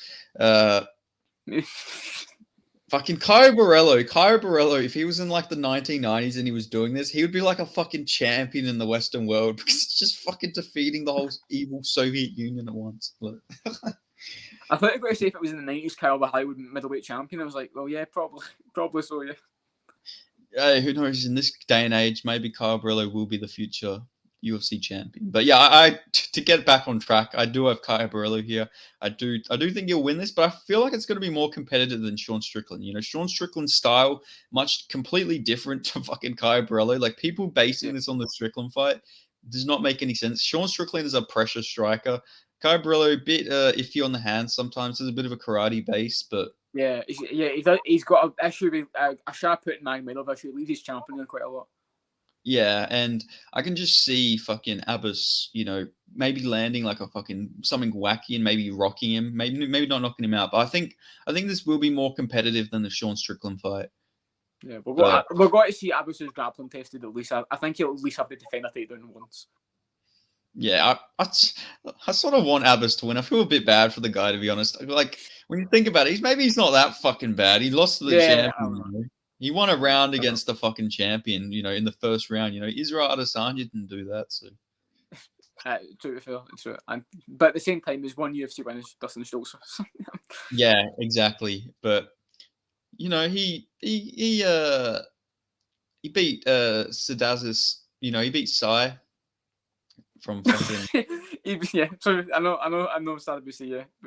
Yes, I didn't know I couldn't fucking pronounce his first name. It's Sadabisi. Sadao Sai. He beat him. He beat some solid guys in the PFL. My pronunciations are so shit. I'm not used to saying these names out loud. I'm just used to like typing them on fucking Twitter. So it's so weird to actually say them out loud. Plus, he beat the GOAT, Jessen Ayari. Yeah, the German GOAT as well. Yeah, fucking Jesus Christ, hasn't fought for a very long time. But anyway, yeah, got fucking Kaya Borrello here. I think maybe decision, to be honest. We might not see him finish Abbas Magomedov. I could take a late round ground pound TKO though. Now, moving on. We have the fucking rematch that nobody really wants to see in MMA. I'd rather see this in like a fucking hot dog eating contest. But we have Rodrigo Nascimento Freire versus Dontel Mays. Dontel Mays, the man who injured John Jones, is here to take on his arch nemesis, really. The rematch we've all been waiting for. This fight's been in the making for a while. Yeah, I don't know what I'm doing. I guess this is just how deep the heavyweight division is that we're running these two fucking dark. I guarantee you the UFC didn't realize that this fight had already happened. They probably On, pick names out of a hat and they're like, all right, Dontel Mays, Rodrigo Nascimento Ferreira. they fight each other? Nah, I don't think so. Yeah, let's do it in the card. Such a stupid fucking rematch. I'm going with Nascimento again. I don't think Dontel Mays has improved since their last fight. And, I know that Nascimento did get chinned by Chris Dawkins that time, but Dontel Mays also got the fucking shit beaten out of him by the GOAT Hamdi Abdullah. And then also, he beat fucking the ghost of Andrei Arlovsky. I don't think this means that Dontel Mays has gone on a championship run, personally.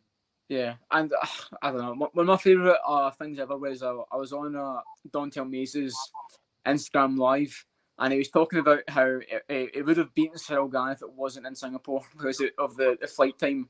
Like, Cyril Gane doesn't live in Paris and also had to fly to Singapore. Yeah, what the fuck? He was talking about, I'm going to get a fight back, and I was like, oh, okay, we'll see. Yeah, well, we'll see. We'll see Dontel Mays. Oh, I'm probably jinxed it. We're going to see Dontel Mays run through Shamil Gaziev. He's going to run through fucking J. Alton Almeida. He's going to fucking chin the winner of Pavlovich Aspinall. And then we're going to get the fucking rematch in an MMA cage between John Jones and fucking Dontel Mays. This time it's personal. Yeah, this time fucking no shoulders allowed. Jesus Christ. Dontel Mays beating John Jones and fucking becoming the UFC champion. I'd never watch heavyweight again if Dontel Mays ever comes close to a UFC championship. No, that would just make it more interesting. Like, that let me just want to watch more, basically. Like, they should, if that ever happens, they should let Dontel Mays come out and do WWE promos during the middle of fucking fights and just come out, and fucking acknowledge me. I'm the fucking head of the table, whatever the fuck they say. Yeah, you can start having the Tyson Fury, Cain Velasquez Crawford matches. Dontel Mays. If Dontel Mays becomes UFC champion, they should bring him out in a fucking throne, like a king's throne, like they did for Tyson Fury against Deontay Wilder. Just have people carrying him out like he's a fucking king while he wears a robe. They should also let Dontel Mays walk out with his UFC championship. Yeah, I agree completely. I know we're living in a very stark reality right now, but yeah, we'll see if Dontel Mays can make it happen. But yeah, I think Nascimento is going to destroy him. I don't think it's going to be close. Yeah, I don't know. It's fucking heavy, man. I don't know, but yeah, I have got Nascimento as well. Make it 2-0 and settle on it once and for all. Yeah, Dontel Mays. We'll see the trilogy in fucking Misfits or some shit in a few years' time. But I am going to go with Nascimento here. These two will rematch for a belt one day. Oh my god! Yeah, fucking probably. I love that meme so much, man. I know, just fucking Jesus Christ, to see where they both went. I don't know how anyone's seen that fight between Randy Costa and Adrian Yanez, and we're gonna see them fight for a fucking UFC championship. Well, most of it was before the fight. To be fair, most people were saying that before the fight actually happened. To be fair. Yeah, that is true. But even then, they didn't look like championship level in my opinion before then. But I don't know. Yeah, it's because they were both on Twitter and they both liked each other. It was a friendly fight, so a lot of people go behind it because of it. Yeah, if you're a UFC fighter and you use Twitter, you're just guaranteed to be future UFC champion because people like you. Yeah, shout out to Bill Contil. Yeah, shout out to Grant McKinney. And so we have the co-main event in the welterweight division between Gabriel, the better brother, Bonfim, and Nicholas, the Danish cuck Dalby. So who you got for this fight? Why is he the Danish cuck? What's the picture of for that? I don't know. I just see him I'm pretty sure he's got a rainbow flag in his name on Twitter. So it's I have to regard him as a cuck. No, I'm just kidding. But Nicholas Dalby seems like a good guy, but I don't know how the fuck he is 22-4. It is crazy that he's got that many wins. Yeah, it's crazy that the fact he's going to run somehow in the UFC just beat Muslim Salakov. It's pretty fucking ridiculous. Yeah, man, fucking. This might be a hot take, but I am going to be taking Gabriel Bonfim in this fight. Controversial, to say the least. Probably the biggest underdog in the card. No, but a crazy comeback story for Nicholas Dalby. To be in the UFC, then get cut, and then go to Cage Warriors where there's a no contest with Ross Houston because there was too much fucking blood on the floor. Gets re-signed, gets a dodgy Danish bias decision against Alex Oliveira, loses, and then gets a no contest with Jesse fucking Ronson, and then goes on a run where he beats D-Rod and Muslim Salakov. I don't know what the fuck's happening. Yeah, what happened to my great sport? Speaking of Ross Houston, where the fuck is he? He had a fight booked in Bellator in like late 21 and got cancelled against fucking some Armenian guy, Gamik Mamangamburian, some shit like that. I think it was on like the Fedor Tim Johnson cards, whatever the fuck that was. And then I think he's like got a kid now, and I think he's just doing that. But I don't think I think he's still training people in his gym, but I don't think he's going to come back. We'll see. He's getting his mid-30s. I don't know where he's been. Yeah, somebody was talking about him today on Twitter. They're like, "Oh, where is Ross Houston?" Because he only lost to MVP. I know, by decision as well. So fair play. Yeah, like he wasn't a bad prospect, but I don't know. I know. It was annoying. He actually was one of the better Scottish guys I've had. Ross the Hitman Houston, actually a very good fighter, but yeah. He'll probably come back. There's a guy on the Eternal card this weekend who came back. He hadn't fought for like 5 years. He was 8-0, like a fucking solid prospect. Was like a fight away from the UFC, and then he lost this weekend because he hadn't fought for like fucking 5 years. Yeah, not. Let's hope better for Ross Houston, then we'll get a bit of support rallying for him.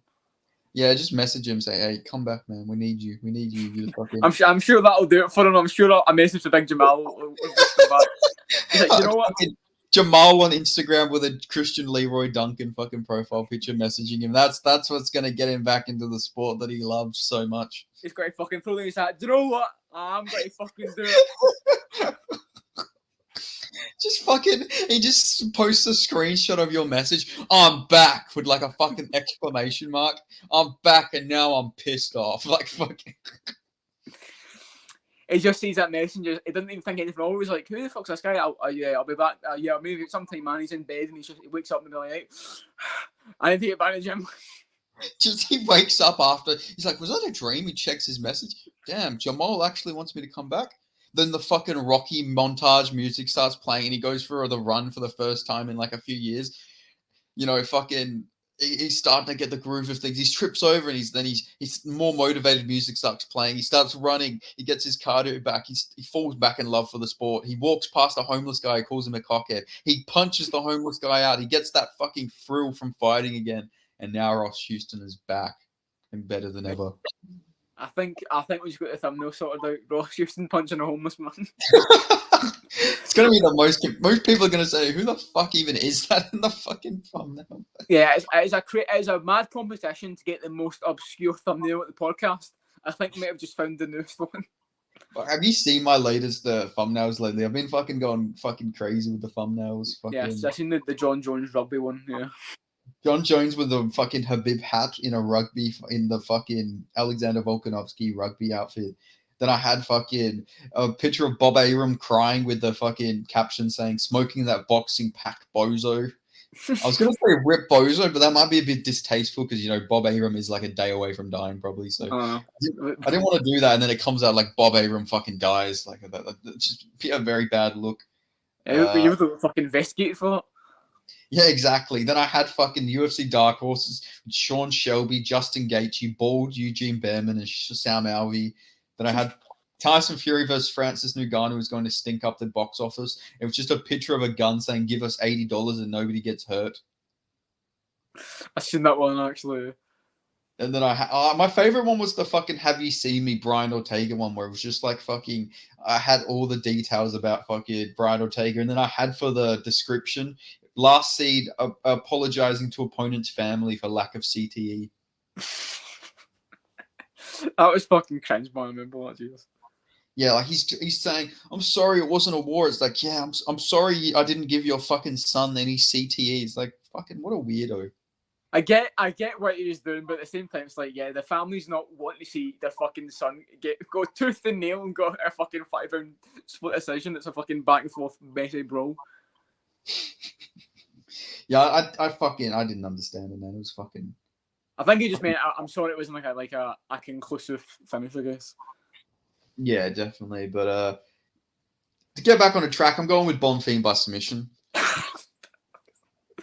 I miss this podcast so much, man. It's such shite every fucking time. Every time. It is the MMA Waffle podcast, basically. Yeah, I've got Bonfim as well.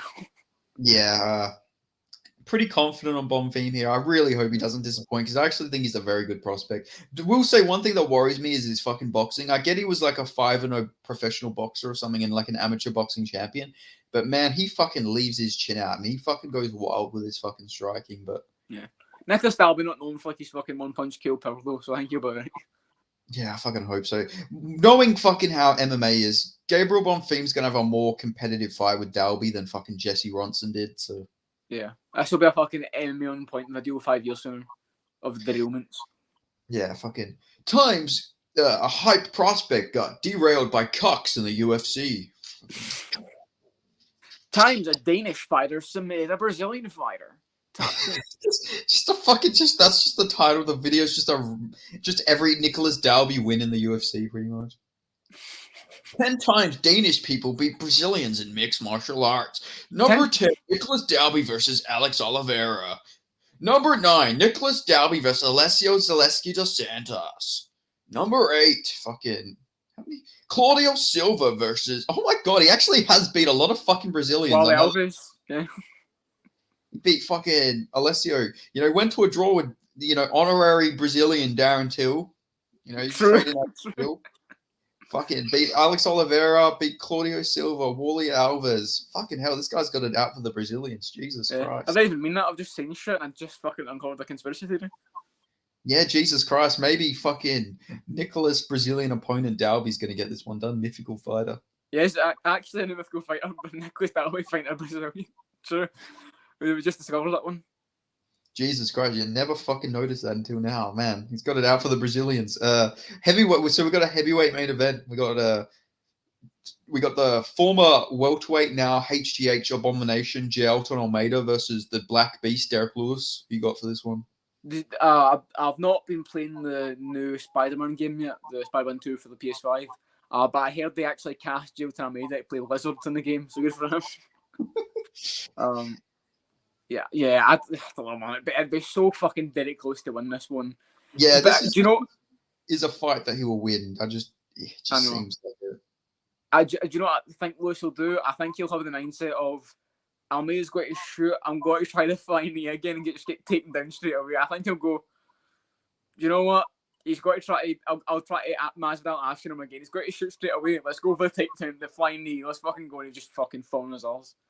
Could you fucking imagine if you flying knee Gelton Almeida in like 5 seconds though? Jesus Christ. It's out cold in the fucking main event. The Brazilian's just dead silent. It's just a fat fucking Derek Lewis. Like, all respect to him, he's a legend, but just like a fat guy standing over fucking Gelton Almeida's like fucking jacked up body, just like fucking.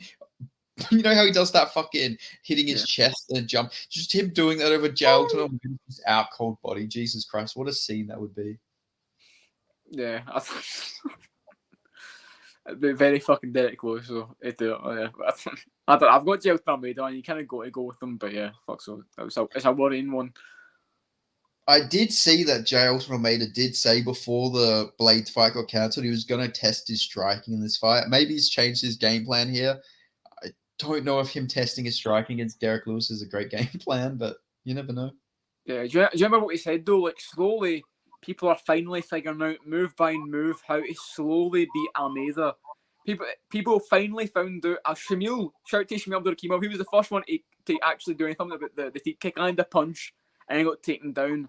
But then Rosenstruik, he acknowledged the deep kick and then defended the first takedown. Now Lewis got to acknowledge the tape, defend the first takedown, defend the second, and then fuck knows how it end up. That's an unknown territory for Almeida. We'll see what happens. Then fucking Almeida gets the third takedown, and then next fight, will they be able to survive the third takedown from Almeida? It is such a heavyweight thing for one guy to get slowly found out one move at a time. Fair fight. It's like the fucking how John Cena used to have like the 3 moves of fucking Doom back in like early WWE. Yeah, I think you'll find it was actually 5 moves of Doom to be correct, but yeah. Yeah, the 5 moves of Doom then. Well, it's going to be the fucking, at the moment where we've got the 2 moves of Doom from Almeida, then it's going to be the 3, then it's going to be the 4. Once that 5th takedown gets figured out, he's so fucked. He's going to get fucking flatlined. Yeah, but I thought it'd be the fucking second tilt defense, but then he gets the fucking 5th one figured out. Yeah, Jesus Christ, man. But, the thing is, this guy started out as a boxer. His first base in martial arts was boxing, so... Yeah, which is crazy because he doesn't look very comfortable in the feet a lot of the time. But if he mixes up his striking here against Derek Lewis, it'd make for an entertaining fight. But I don't think he's that dumb to do that. I think I'm going to see him just immediately try and take down Derek Lewis. But Derek Lewis was apparently sick against Sergey Spivak. He's a great fighter. I'd like to fight him. So But it gets back. Sergey Spivak. Fucking, but still, apparently he was sick for that fight. He did stand up once or twice in that fight. So maybe Derek Lewis is going to do the old fucking stand up and not believe in jiu-jitsu in this fight and just fucking True. flatline KO Jailton Almeida. Almeida thought it was slick, but he's not faced anyone that will just stand up. So we'll see if it holds up. This is the time. Not been a lot of fights recently, but Lewis can he actually just stand up against a pure jiu-jitsu guy? So he's getting to test it now. Plus, Derek Lewis has already got that Brazilian bloodlust in his last fight. He's True. maybe still gonna have that bloodlust for the Brazilians. Yeah. Look at his losses. A lot of them against like Europeans. Spivak, Pavlovich, Taito Ivasa Australian, but Cyril Gahn European. Only Brazilian that he's lost to. JDS. JDS. Yeah. He does very good against Brazilians. He beat Guto Ananaway. He beat Pesta was European, wasn't he? Yeah, he was Czech. Czech probably. Yeah. He beat Gonzaga. He beat. Okay, that's it. I thought Gabriel Gonzaga was fucking Mexican. Really? I thought he was Mexican. No, he's one of them Mexican-looking Brazilians. There's a lot of them actually. But yeah, anyway, maybe Derek Lewis is going to continue the Brazilian winning streak, but I don't think it's going to happen here. Yeah, him and fucking Nicholas Dalby have got to fucking team up for this fucking fight week. They should just do a fucking UFC tag team main event. Fucking Derek Lewis and Nicholas Dalby versus fucking Bonfim and fucking Jailton Almeida. Jesus Christ, imagine fucking Dalby in the fucking octagon with Jailton Almeida. I mean, listen, if anyone's got to do it, it's the fucking Brazilian destroyed himself. Just, hey, to be fair, Jailton Almeida, former welterweight, Dalby and him did fight at the same weight class at one point in time. Yeah, him was literally a fucking weight class below draw and win. Crazy. Fucking Jailton Almeida was a weight class below Duran win at one point. I know. That makes no fucking sense. L.I. Quintal was a weight class removed from Jailton Almeida at one point. Fuck's sake, man. That's fucking... L.I. Quintal wasn't even like the smallest lightweight. Who was like this fucking smallest lightweight that there was? Probably Frankie Edgar when he was champion, to be honest. Which is funny. Which actually is funny. The actual former champion. Same with BJ Penn. BJ Penn's quite small, but yeah. Yeah, BJ Penn fucking probably could have been a featherweight for most of his career. Only became a featherweight when he was like an old man. I know. Knowing fucking Penn, he probably could have made bantamweight, to be honest. That's fucking... I really thought my entire life that Gabriel Gonzaga was Mexican. I don't know why I thought that. I was just double checking to make sure I wasn't You just been fucking thinking about that for 2 minutes.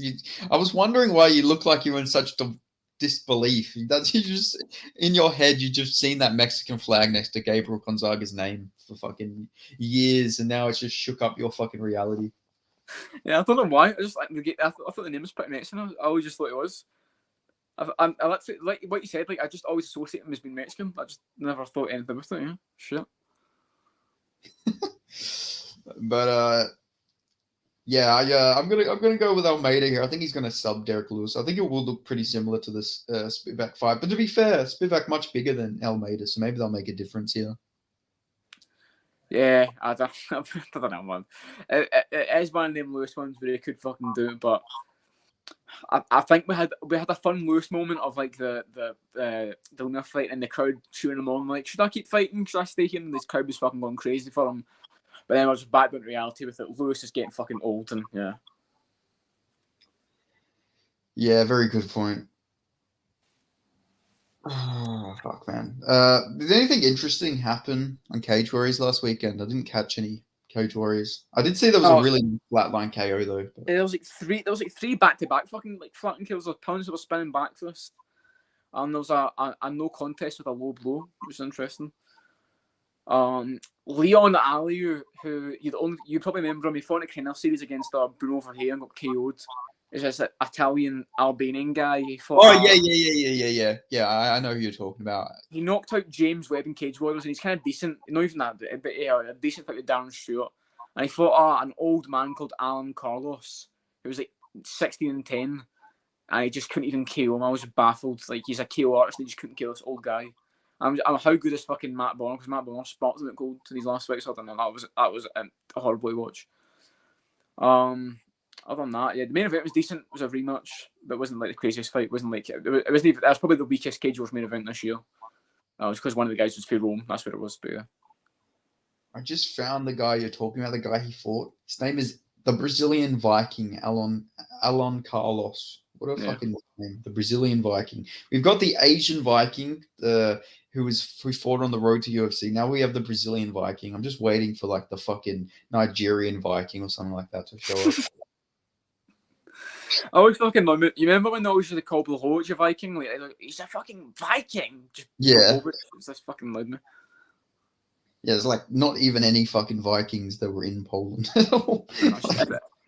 If anyone's fucking Eastern European, they're getting called fucking Vikings by Americans. Yeah, it's fucking bizarre. Like the Vikings were in Scandinavia, mate. Like, fuck, get it right for fuck's sake. Who won the first fight in that main event? Did the guy go 2-0? No, Gurleen won. He won the first fight by like head kick in 30 seconds, but then he won by third round submission when naked. Gurleen's the guy. Do you know who Adam Cullen is? Cage Wars next gen. Say that again, sorry. Adam Cullen for Cage Wars is the next gen guy. He's like always wins up by like first round fucking immediate first round finish basically. No, I don't think I have heard of him actually. His one loss was against Gordini. He got KO'd in the third round. I was there. It was in Manchester. And it was his first loss, and he got sparked in the third round out in cold bad. And he was on the floor and like oxygen mask and shit before he fucking died. It was so fucking crazy. Jesus Christ. Yeah, but he's won since then. Yeah, he's a next gen guy. He just comes out basically just throws until he fucking wins or subs them. He's got good jiu-jitsu. Fuck, there's a lot of fun fighters out of next gen. I can't even lie. Yeah. Nathan Fletcher, who's I'm surprised we're not getting Fletcher versus Reece McCoon for the belt, but yeah, there's 3 title fights on that Cage Wars Newcastle card. It's quite fun. But Graham Boylan announced that they've got a venue confirmed for Cage Warriors in Scotland, so I'll definitely be fucking going to that. You'll be fighting on the card, mate. Come on, let's be real. Yeah, I don't know about that. I don't think I'll be the fucking debut by then, but yeah.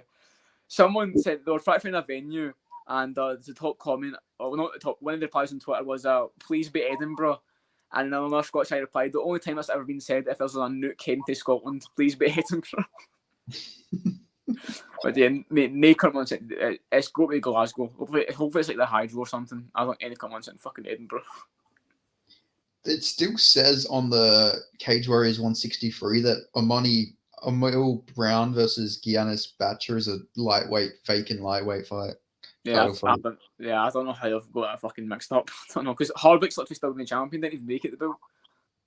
Oh, Angus Hewitt back for the fucking... Yes, of course, you know what, man, the boy's back. But, mate, the fucking fight got cancelled. The fight with fucking Jenny Lyne, the fucking 40-year-old woman, she pulled out.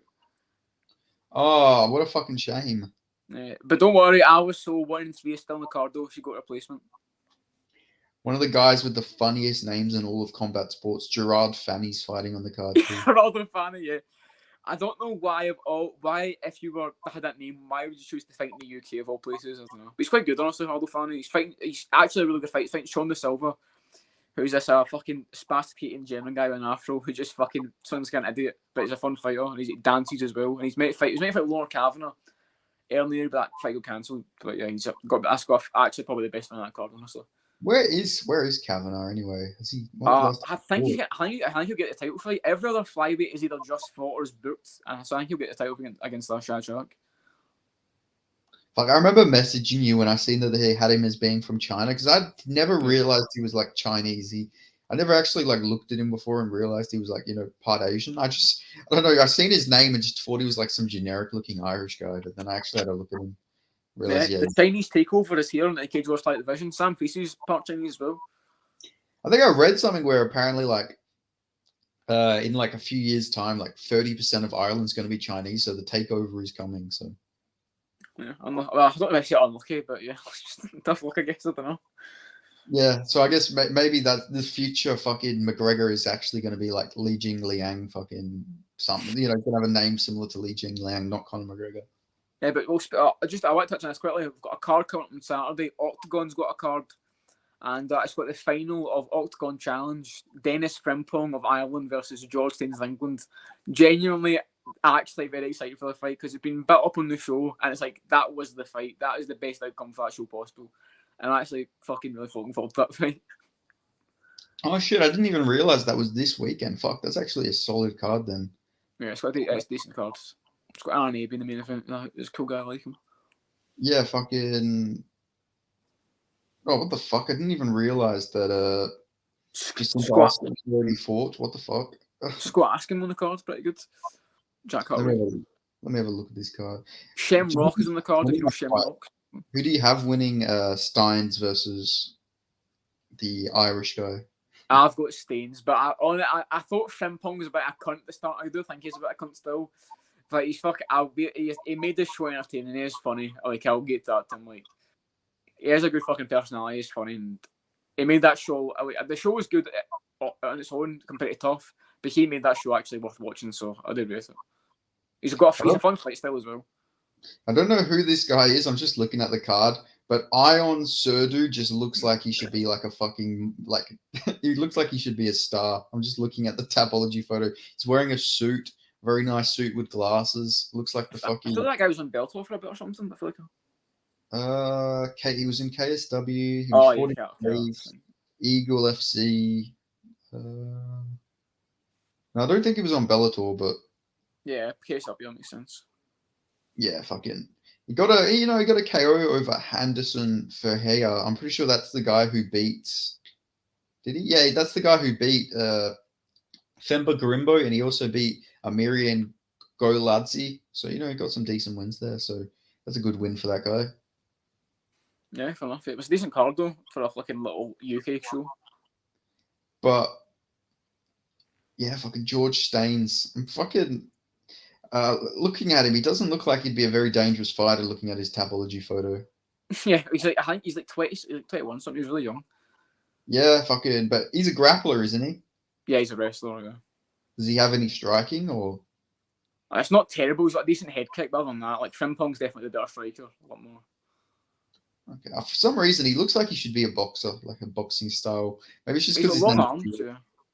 Yeah, maybe I'm just fucking nearly 6'1". Jesus Christ. Yeah, I didn't look on the show. He didn't look massively tall or anything, but yeah, he's quite rangy.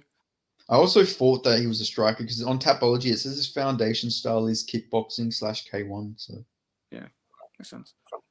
But you got him beating Dennis Frimpong. Yeah, I think he'll wrestle. Frimpong's wrestling's all about lacking, but yeah, I like Staines is a cool guy. I like him, but just Frimpong could actually be something kind of big if he wins. I think he's quite promotable.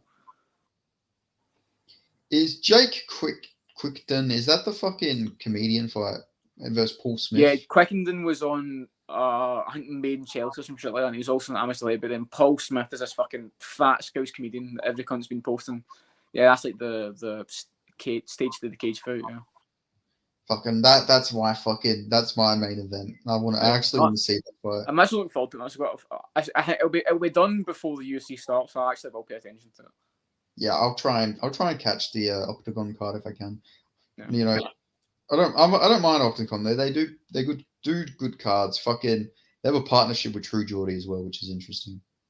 Yeah, Octagon's making Cage Warriors work for it, man. They're actually signing good guys, they're doing good cards, they're building stars up. They've got Losin Keita, who's a fucking future big name, I feel like. When he comes back. What was that? Who's the big name, sorry? Losin Keita. He was double champion, and then he was undefeated and he lost his last fight because he got his fucking ankle or some shit. Oh, yeah, to the Georgian guy. Yeah, I know who you're talking about. But he's fighting against Soon. I think he's got another fight booked anyway, but yeah. Fighting another Georgian as well. He's coming for the Georgian. But Lee Chadwick's on this card as well. Yeah, I thought he retired. Yeah, he's fighting an 8-7 guy. Lee Chadwick had a more competitive fight with Despicowskis than Tyson Pedro did. Yeah, to be fair, Tyson Pedro fucking had gastro for that fight. Apparently, he had just like fucking intense diarrhea the whole fucking morning of the fight, which he didn't really need to tell anyone that because that's really gross. But hey, It's like mom rice. I had to hot big shit all week, man. This fight almost not happened. Fucking. What happened to the nonce on Octagon Challenge? Oh, Armand. Okay, I don't know how much you want to get. Okay, Armand Herzog. Yeah, he lost to Staines. He got subbed in the first round by Staines in the semi-final. So Staines beat him. Yeah, Staines beat Matthew Elliott, who is actually quite a decent Irish wrestler, by decision. He got a brain bleed and came back like a week later on the show. And they were fucking bullying him, weren't they? Yeah, Dennis Fimpong was like, I don't need to get in his head. He's already got blood in his head. I don't even need to try to get in his head. he was taking the piss out of George Staines' dead gran. And because Staines is, I think him and his dad split. So he said his dad was like a mother and father to him, and he was calling his dad a transvestite. He's like, your dad's a fucking tranny. He's like, your fucking grand died as well. Jesus Christ, I feel like this guy could be his fucking star if he was to win. Yeah, it's funny, man. You should watch his moments. Just skip to every Frimpong fight and every Frimpong bit. He's quite funny. Somebody said he was doing this a bit too much. Like, well, it was a part when someone was cutting weight and he came in and he started eating jelly beans and shit. But then Brad Pickett was just taking the piss out of him, just basically making him look like a child. But yeah, mostly it was funny though. He's got a win that's a record ineligible MMA where he got a banana split in 31 seconds. Yeah. Tapology really did start doing people with the record ineligible because it's such a bad look at a record man getting a fucking big fat win over fucking no one. He got a win over a guy who's on a 12-fight losing streak and has never won a mixed martial arts fight. Yeah. But some of his amateur wins were pretty good though. He had some decent performances. The guys he lost to weren't terrible. So lost to Callum Connor, who I messaged you about. Yeah, that's one of the reasons I fucking knew who he was, to be honest, the Callum Connor guy. Yeah, it's just one of my mates was because he's in the UK. He was telling me to look up Callum Connor because he said that he's like the next big thing out of the UK. So there was one of the things there was an Anthony Pettis card in Manchester, and there was a fight with like a 14-year-old and a 13-year-old, and the 14-year-old was like 19-0 as an amateur, and he was actually like quite fucking good, like better than most women's MMA fighters, which I thought was quite good. You say he was 13? Yeah, like 13, 14. It's juniors. So they've not got Tapology accounts, but he's like 19-0 in juniors amateur MMA. And they were like shin guards and shit like that, but he was actually technically quite fucking good. He went 3 rounds, I think. Jesus Christ. Oh, we got to fucking talk about that PFL card real quick. The PFL Europe. So yeah, Nate Kelly is 1-2. Didn't realize he was 1-2, but yeah, I mean, you know why he's on the fucking card. You know what I mean? Like, he's there for a reason. I swear they only just created his fucking Tapology account because I was looking everywhere for Nate Kelly's Tapology, and the only thing that would come up was Nathan Kelly. Nathan Kelly. So yeah, it's some thing on Instagram, on Twitter, posted that like he started off as a McGregor fan, now he's in the PFL, he's undefeated, and he just posted Nathan Kelly instead. I love him. Yeah, if he didn't, I mean, it shows you all you got to do is have a viral moment like 9 years ago, and you'll make it one day. Because it's a very specific thing. All you've got to do is fucking ask Dean out for a fight when you're fucking 4, and eventually you'll make it big. Like he lost to a 2-3 opponent, but obviously it's amateurs, so don't have to. That was his debut as well. Then he lost to a 4-1 opponent, so that guy's probably pretty good. Yeah. Oh my god, he's 7-1 now. He lost to a guy who's 7-1 now, so that's a well-aged win, well-aged loss for that guy. Yeah. No, I ain't going anything bad against them, but yeah. Yeah, I hope he wins. It's a good storyline if he wins. I don't really know anything about Callum Seaton, so apparently Callum Seaton is booked for 2 fights. He's booked for a fight against Thomas Corrigan, and he's booked against Nate Kelly. So busy month for that guy. Sometimes you do that shit in Tapology. Some guys got fucking week-to-week fights. Yeah, he's fighting out of hybrid MMA, if you know that, Jim. Don't so. The co-owner is a guy called Andy Taz Young, who is 11-14. So Andy Young, he's a UK. Yeah, I know who that is. He's a UK flyweight. Yeah, poor guy. Jesus Christ. I lost to Alan Philpott. Shout out to Alan Philpott. He's fighting this weekend in Eternal. Alan Philpott beat Nathaniel Wood by doctor stoppage a long time ago. Yeah, really weird fucking fight. I watched it. I was like, Jesus, that was a weird stoppage. But the GOAT, he's fighting Paul Logar, who's 9-7, who's actually on like a fucking decent run at the moment after losing to Steve Erceg twice. Jeez, is that like the half European takeover or the half UK takeover for Eternal? For Alan Philpott. I thought Alan Philpott was like fucking Northern Irish or something. Yeah, he's Northern Irish. Paul Loger is Sudanese, I'm pretty sure. And then there's John Martin Fraser as well, Welsh. Yeah, he's fighting this weekend as well against Brogan Anderson from CKB. I mean, I'm assuming he's losing that, right? Probably. Yeah, I'm going with Brogan Anderson here. You know, he's on a decent streak at the moment. You know, he beat the Samoan gangster Moses Afofa. If you go look at his Tapology page, it's just him with a Samoan flag over him, wearing glasses in the cage. So you know, the Samoan gangster for a reason, I guess. Nice. Was it Jimmy Crew had that profile picture on Tapology? It was him like the two Octagon girls. I'm thinking somebody else. Yeah, I think that was Jimmy Crew. Yeah. Yeah, I thought that rings a bell. There's also the fucking goat one where it's Makwana Miakani. Yeah, Mark One's is fucking good. Have you ever seen Aspen Lads? No, I haven't. I'll look it up right now. I think it's like hard, and she just looks like she like picked off the street and been told to cut off a fighting stance. Of his own fighting. Is it her just smiling with her hands up? Yeah, she just looks absolutely close, like she's never been told how to punch before. Yeah, she looks like she's like taking a fucking MMA fight for fun. She's like, yeah, I'm not like these normal girls. I actually can fight.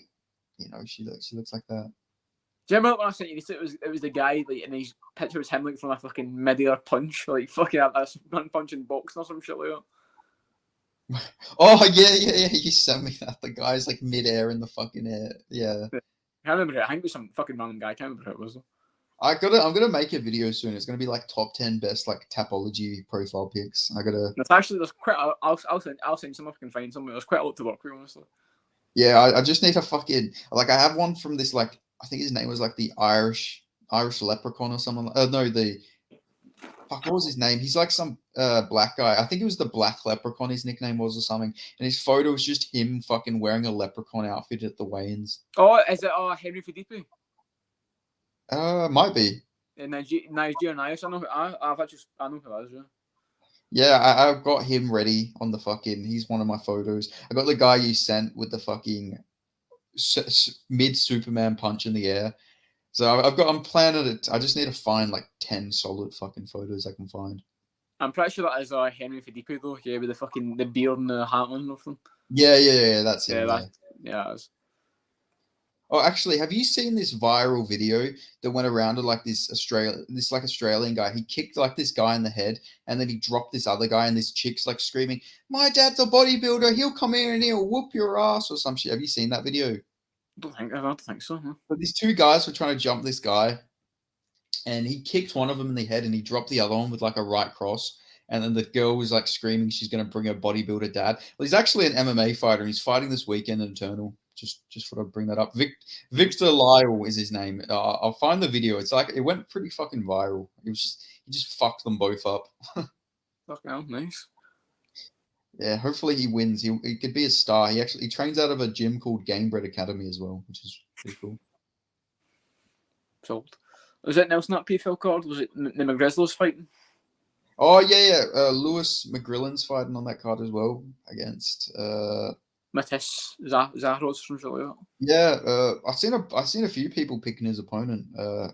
He literally just won on that Anthony Pettis card. That guy, a spinning back twist.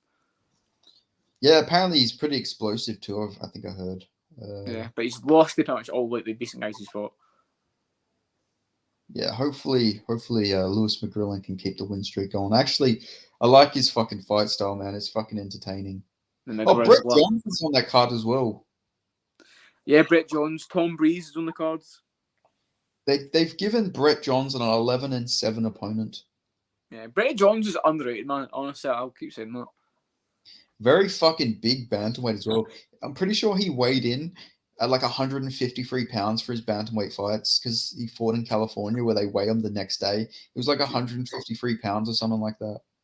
I know. But yeah, Brett Jones, very, very solid underrated.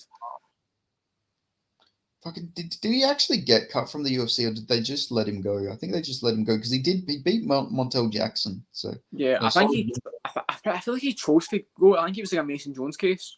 It's all the Welsh fighters apparently. Yeah, the Welsh just, I mean, maybe they just don't like the UFC once they get there, or they don't feel like they're ready or something. Maybe there's not enough belief out of the Welsh fighters for themselves. Yeah, and Jack Schultz's not fighting, so I don't know what's going on. Yeah, fucking. I think, They've got the fucking Welsh gangster set up to the plate, man. Oh, Banelli, let's go. yeah, when's he debuting? Do you know? No, I don't know. I don't know. I'm assuming next year because he did take a bit of damage to Kenner Street's fight. He didn't get out that one scot free. But yeah, I think probably early next year, I imagine. Yeah, I did notice like they haven't booked really many of the Dana White Contender Series guys from this season this year, which is a bit annoying. I was hoping there'd be like a Tom Nolan fight before the end of the year. Maybe he can still get on that China card, but well, you've got Zach Reese, so yeah, hey, we got Zachary's booked for a fight, so at least and Shmuel Gaziev. yeah, hey, don't diss my goat Shamil Ghazi of the future Bahrainian lion. I wouldn't dare. I wouldn't dare diss the fucking ogre that is Shmuel Gaziev. But yeah, they really want fucking Brett Johns to get a win here, giving him an 11-7 opponent. Even the guy Tom Breeze is fighting, I'm pretty sure he's like an older guy as well. Clayton Silva, 37 years old. His nickname is the Predator. Maybe, since he's already made his connections to the combat sports world, maybe Tom Breeze is going to walk out with Chris Hansen in his corner. That's sick. There's been quite a few Predators fighting recently. Yeah, fuck it. Oh, Ben Davis is on this card as well. Yeah, I know, against Dominic Wooden. So hopefully Wooden fucking smokes him. Fucking hell, man. That guy's head is so shiny, Ben Davis. Been fighting since 2008, so guy finally got a big fight opportunity, I guess. Took a while. He lost to Owen Roddy, fucking, McGregor striking coach, yeah, back in like fucking 2011, so. Yeah, hopefully fucking Dobwin wins, man, because he's got a lot of potential, just that he's never really seems to get it going together. Also lost to Norman Park back in 2009, so yeah, this former UC player.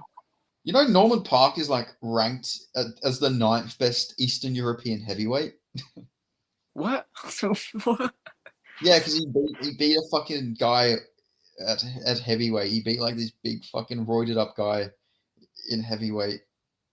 So he's ranked the 9th best heavyweight in Eastern Europe.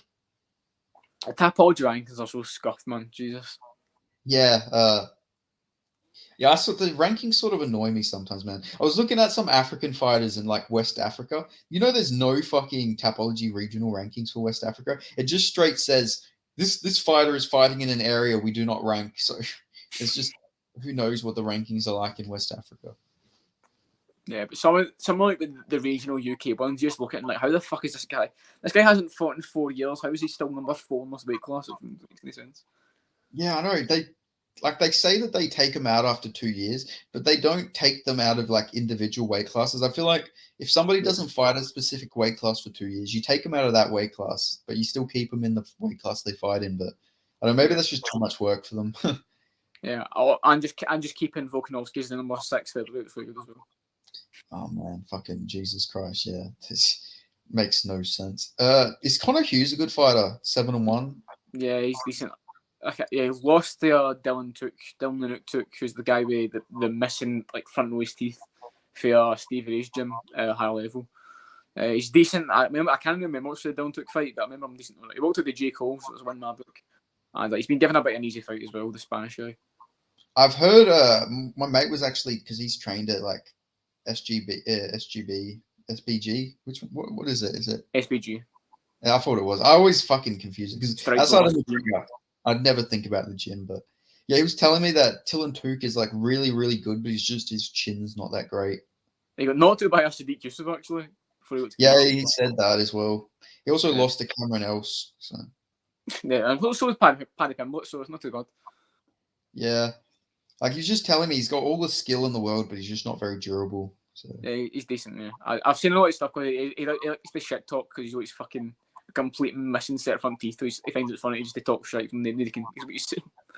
The Nuke, Dylan Took. His Tapology photo is also him with 2 ring girls. So yeah, that's what I was thinking of.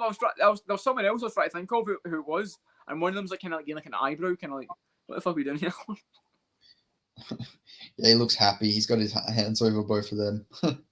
Nice one. Nice. Shout out to Dylan too. Shout out He's to in the the card moon. as well. Yeah, I've seen that. He's fighting Yazid Zid. Shushani. I'd imagine this guy is like Kurdish or something like that. But 34 years old, trains out of France. Lost to Muhammad Yahya. Jesus Christ. Okay. Mohamed Yahya. What a man. What a guy. I know. Signed purely off nationality. Yahya was literally away. He was so close to beating fucking Trevor Peake. He literally had that fucking DAS in and just gave up on it. No, he didn't give up. Trevor Peake just fucking chad his way out of it. He's like, nah, not today. Didn't happen. No, like he literally had him in it, and he was just like, "Nah, okay, I give up on it." Like he literally had it fucking perfect, but fucking. Oh yeah, it was tight, but not tight enough. Yeah, not tight enough for fucking Trevor Peake's fucking Minecraft chin. Oh, the man who fucking beat Ian Gary, Andreas Binder. Andreas Binder, yeah, he's pretty fucking good. Yeah, fucking. He could make a run. Get his nickname is the Judoka. Last win by flatline KO. Same with Ian Gary's a fucking judo black belt. Yeah, fucking Jack Della Maddalena started with judo as well. So yeah, crazy fucking. Oh yeah, sorry, go on. I was going to say Jack Della Maddalena's in UFC 5. He's in the fucking last game as well. He's off play him. He got in there pretty early. Yeah, didn't give him elbows though. Yeah. I don't know how they just don't give everyone every move to use. Like, there's no fighters just can't use fucking strikes. It's like it's literally a part of his arsenal. He like fucking cut arms looser with an elbow. Like he has solid elbows, but just don't count it. You know, I was going to mention Andreas Binder. Binder, sorry, has a win over the human carpet, so that's a pretty good win for him. Yeah, him and Ian Gary have that in common, yeah. And Jake Matthews, the boys. He's also a lightweight now. The Celts. He looks in his Tapology photo. He looks fucking big, so I'm surprised he can make lightweight. Yeah. Fought at middleweight as well, so. I like they talk about every fight in that card apart from like the fucking final fights, like the tournament finals. Oh, John Mitchell versus Jacob. Who you got for that one? I think I picked John Mitchell. No, actually I don't know because Kisuba's the sauced up Polish guy. He's been the other one. Who's definitely on something. Fucking. Then you got the Irish Zulu. Is that his name? Oh no, that's not his name. I thought his name was the Irish. Yeah, the Black Mamba. What does that even mean? Fucking Kobe Bryant was black, but wasn't he just call himself the Mamba? Well, because I guess it was the animals, the Black Mamba, I guess. Yeah, I don't know why he had to specifically say the Black Mamba, but it is what it is. What about Jacob Malkoun? Mamba. Yeah, I guess he doesn't want to. Yeah, he doesn't want to steal Jacob Malkoun's flow. He doesn't want that Malkoun smoke. But isn't Malkoun just the Mamba though, rather than the Black Mamba? Yeah, he's just the Mamba. Yeah, well, he's been respectful to his Indian heritage. I don't know. He should be the brown Mamba or some shit like that. The Lebanese Mamba, Jacob Malkoun. The fucking hairy, smelly Mamba. The human. Oh fucking hell! The human carpet Mamba. That is up there with fucking Obi-Wan Shinobi the Pillow for fucking obscure nicknames. Yeah, who you got for Franz Mayumbo versus Kashid Kakarov? I've got Karkarov. He's actually pretty fucking. He just beat I think he beat Ali Taleb or some shit like that. It was quite good. So yeah, he did beat Taleb's really fucking solid, and they kind of exposed him for a couple weaknesses. So yeah, and Malambo's he's hyped up a lot by Irish guys, but I think he's actually. Yeah, he's got a lot of interesting losses on his record. Did beat Dominic Wooding though, so a decent win. Did he? Oh yeah, and then they'll make a rematch again, and they've cancelled. Then Jacob Nedoff versus Simeon Powell. I think I got Powell for that. Powell's been pretty good so far. I'm picking Nedo. I actually think Powell's decent, but he's been like a figurehead for PFL. I actually think Nedo's more potential-wise a little better. I think he's actually fought better guys as well, but Powell's been like one of the main guys who's been pushing for. Holy fucking shit! This Powell guy has an 85-inch reach. Yeah, he's about like the fucking English Suzuki Dumas. Jesus Christ! Not fight-wise. That's like the longest reach I've ever seen. 85-inch reach. Jesus Christ. Yeah. He's meant to fight Abdullah El Rahmi. Who's not very good. Yeah, he didn't end up making it. Fucking Actually, I think I did watch Jacob. He looked really good in this fight that I seen actually. Yeah, I think he's actually a bit better. I think people are just kind of going with Pill. I think a lot of people are going to him just because he's one of the main guys been pushing. Jesus Christ, though, 12-inch reaches disadvantage though. True. But then there's also the female Paddy Pimblett's fighting Dakota Digiva in the final. She's fighting a 2-1 person. It's Oh wow, that's an interesting fight, man. yeah. You know, Jesus Christ, she's only won one fight as well. She won her last fight by split decision as well. Jesus. Yeah, and then also because Skitisi's brother's on that card, Daniel Skitisi, and he was a Bellator fighter. I'm wondering what's happened to the Bellator. Are they selling fighters? Like they found out recently that's fucking been bought by a PFL. So apparently they're not getting rid of. They're not eliminating yeah. Bellator though. They're going to keep it around for 2 years 2 years. apparently, which is good. I do like Which that. it kind of feels just like every Bellator event is going to feel like fucking pointless now. Do you know what I mean? It's like there's 2 years left. It feels like it's kind of fucking fuck all reason to even watch it. Yeah, exactly. Fucking. 2 years is a decent round, know what can happen, but at the same time, it's like, the fuck we even watching this for? It's like, well, we've got a countdown until it's fucking finished. Do you know what I mean? Hey, I don't know, man. Fucking one thing that is weird though. Have you noticed that Happy Punch is like signed like fucking AJ McKee and a few MMA fighters? Yeah. I don't know if like have they left their Bellator contracts or something? Like what's going on there? Because I kind of just hope when it's all done, I hope it's just that PFL doesn't get everyone. I hope it's just like you can choose to stay with the PFL or you can go everywhere else, because that could really help like some European shows as well. A lot of the UK guys that are on Bellator could go to Cage Wars. That'd massively help them. Hopefully it doesn't fucking make just a bunch of people retire because they're not in a major promotion though. That'd be pretty. Yeah, I hope it just spreads them out and I hope it just bumps up, because I will tune in for any regional show on Tapology to see who wins. Like I was tuning in to see who's going to win between fucking Jordan Griffin and Dakota Bush. Do you know what I mean? Oh my god, I take it Dakota Bush won.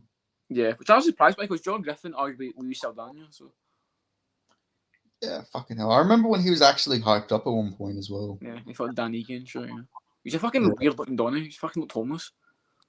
Yeah. Oh my god. He sort of looks like the little brother of Juan Adams. Oh, but that's an insult. I wouldn't go as far as saying he's fucking Juan Adams' ass, but yeah, No, like he's like the little less deformed brother, but you know, there is some relation there. Did you see Errol Hawani and fucking John Jones are beefing? No. So John Jones says you were looking what? You're such a backstabbing shit talker, bro, and you wonder why I haven't given you an interview in years, Errol Hawani.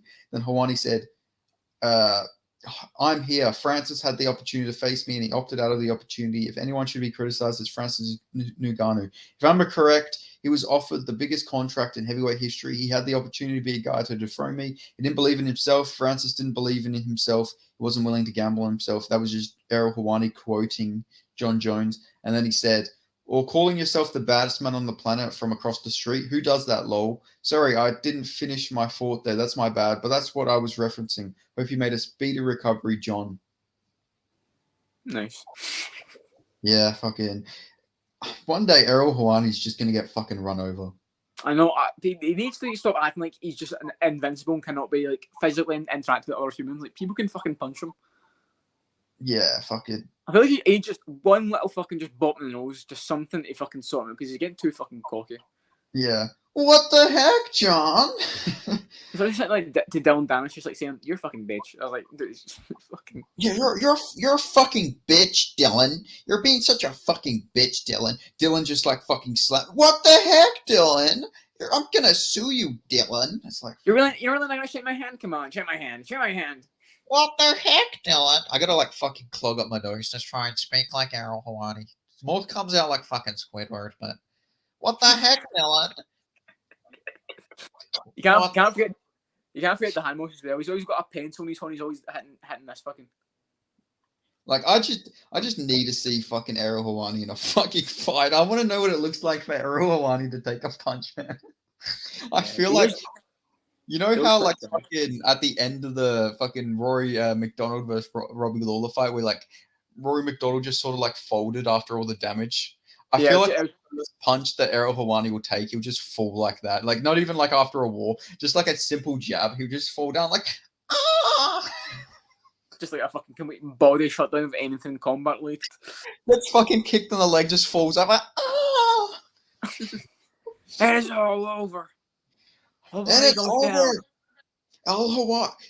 Errol Hawani quits on the stool to a leg kick. It's not even that he's like sorry. It's just that his body's that broken that he tries to play with the hands a little bit. And he breaks his finger, otherwise a glove. So he just I feel like Errol Hawani, the first punch he'll throw, he'll just break his hand and quit. Like he'll just fall down like like he just punches. His fucking fingers just mangle, the bones sticking out of him. Just turns out his hand's not even broken. It's just sore from fucking throwing it a bit too hard. He's got just a wee bit of swelling. He's got a wee cut in the side or something. I don't know. I actually agree with the MMA guru saying just the thought of Errol Hawani being in pain is like sort of funny. Just it's like any like household like fucking like him stumping his toe or something. I want to hear your Errol Hawani impression. Like I feel like, come on, give it a go. What would you want me to say? Like one of the classic ones. Yeah, like all right, just imagine fucking Dylan Dennis has just like slapped him after he called Dylan Dennis a bitch. Dylan, what the hell? Not my bagels, Dylan. No. What the heck, Dylan? Dylan, come on. Listen, and Jamal Hill, what he said was that a line? What's that? You want to keep doing that? You want to keep talking to me like that? I've been doing this for 15 years. What the? I've been doing it since you were in your father's nutsack, Sean. So who are you to say about me? Would I really do anything wrong here?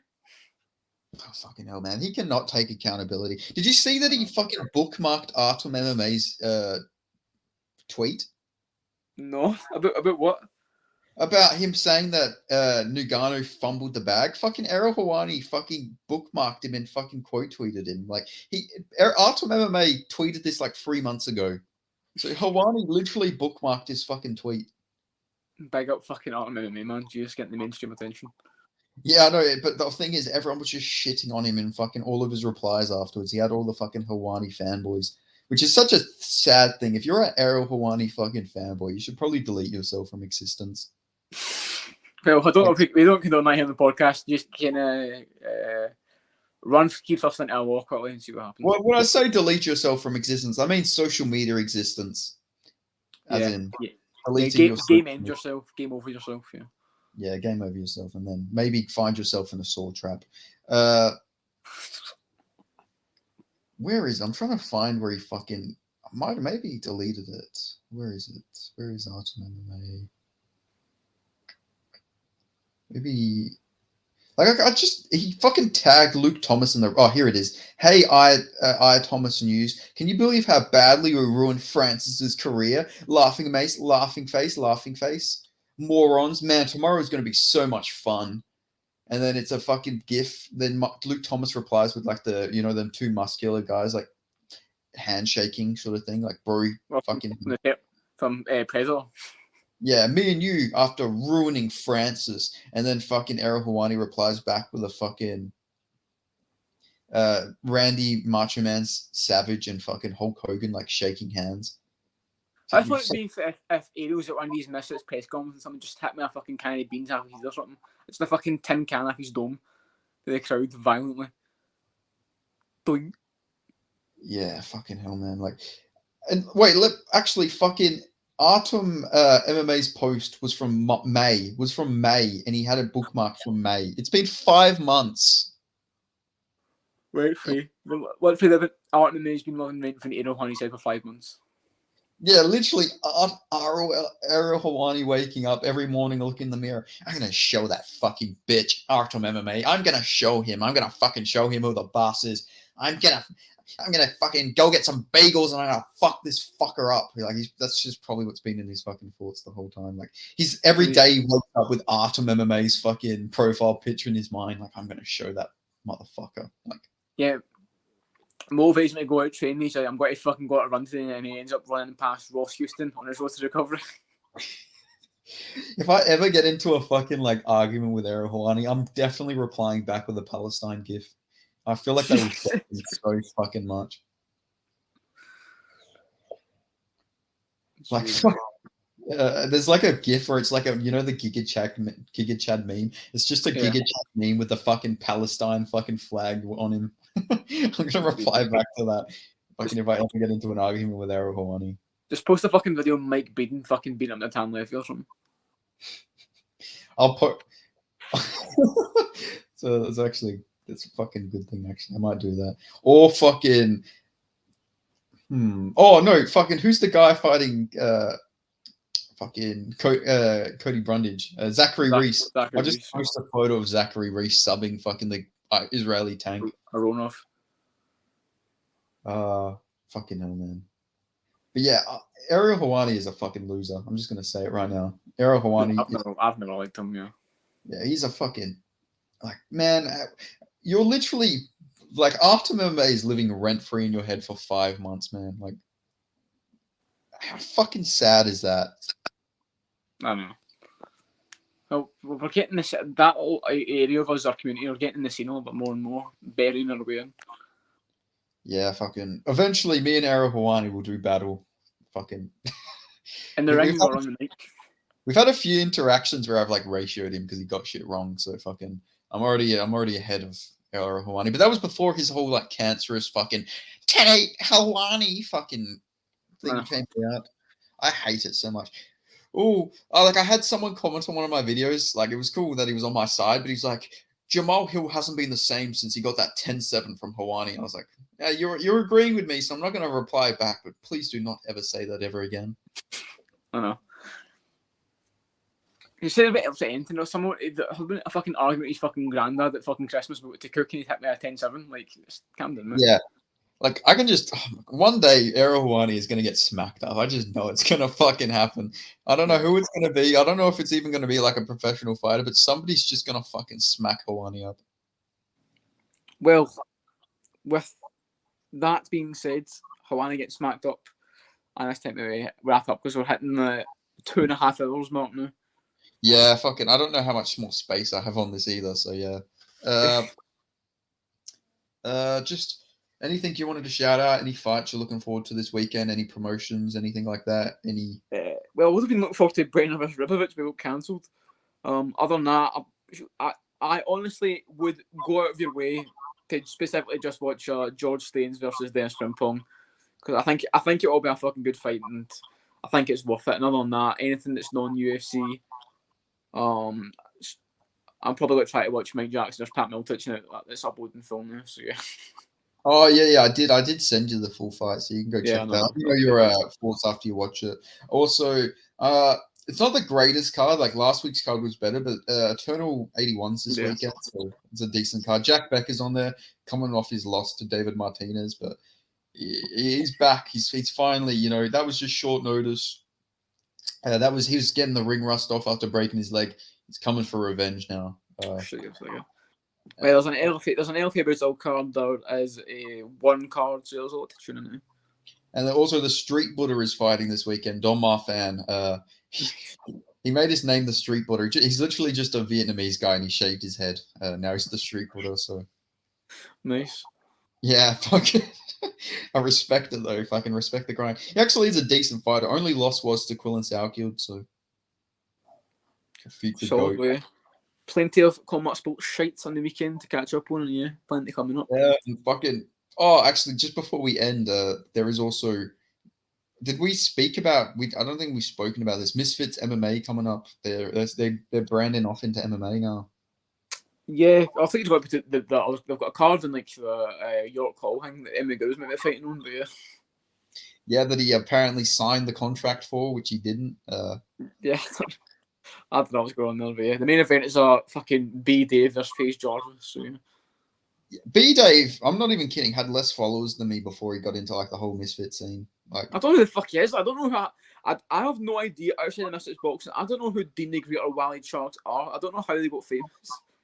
Yeah, me fucking neither, man. Me fucking neither. They literally, a lot of these guys had less followers than me before they got into Misfits. Like, I don't know what they did like before Misfits. Do you know what I mean?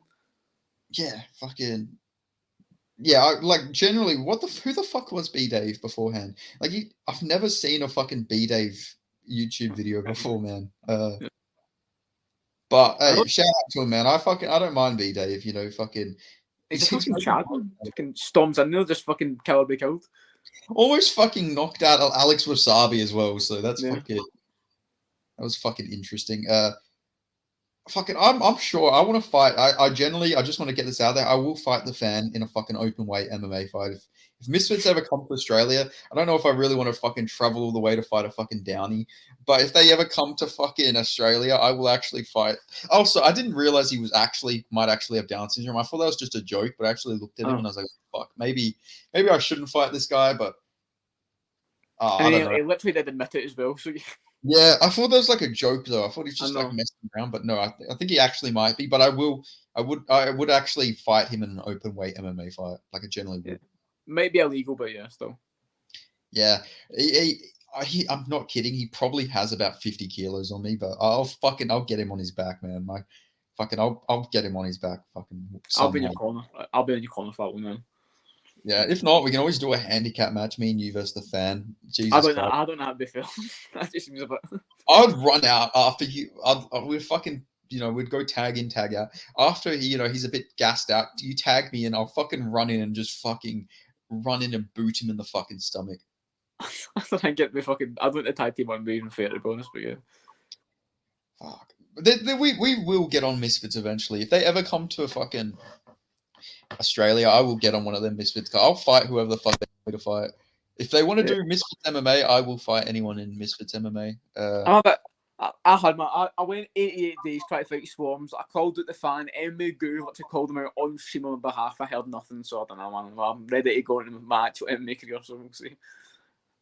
Yeah. Well, eventually I want to have a fucking some combat sports fight. So I guess if it has to be Misfits, at least I can say I fucking had a fight in combat Yeah, sports. I'll try to get to the event itself. If you're on the card, try to get there. I'll try to call you. I'm sure. Yeah. I mean, hey, fucking, I'm arguably undefeated on the streets. 12-0.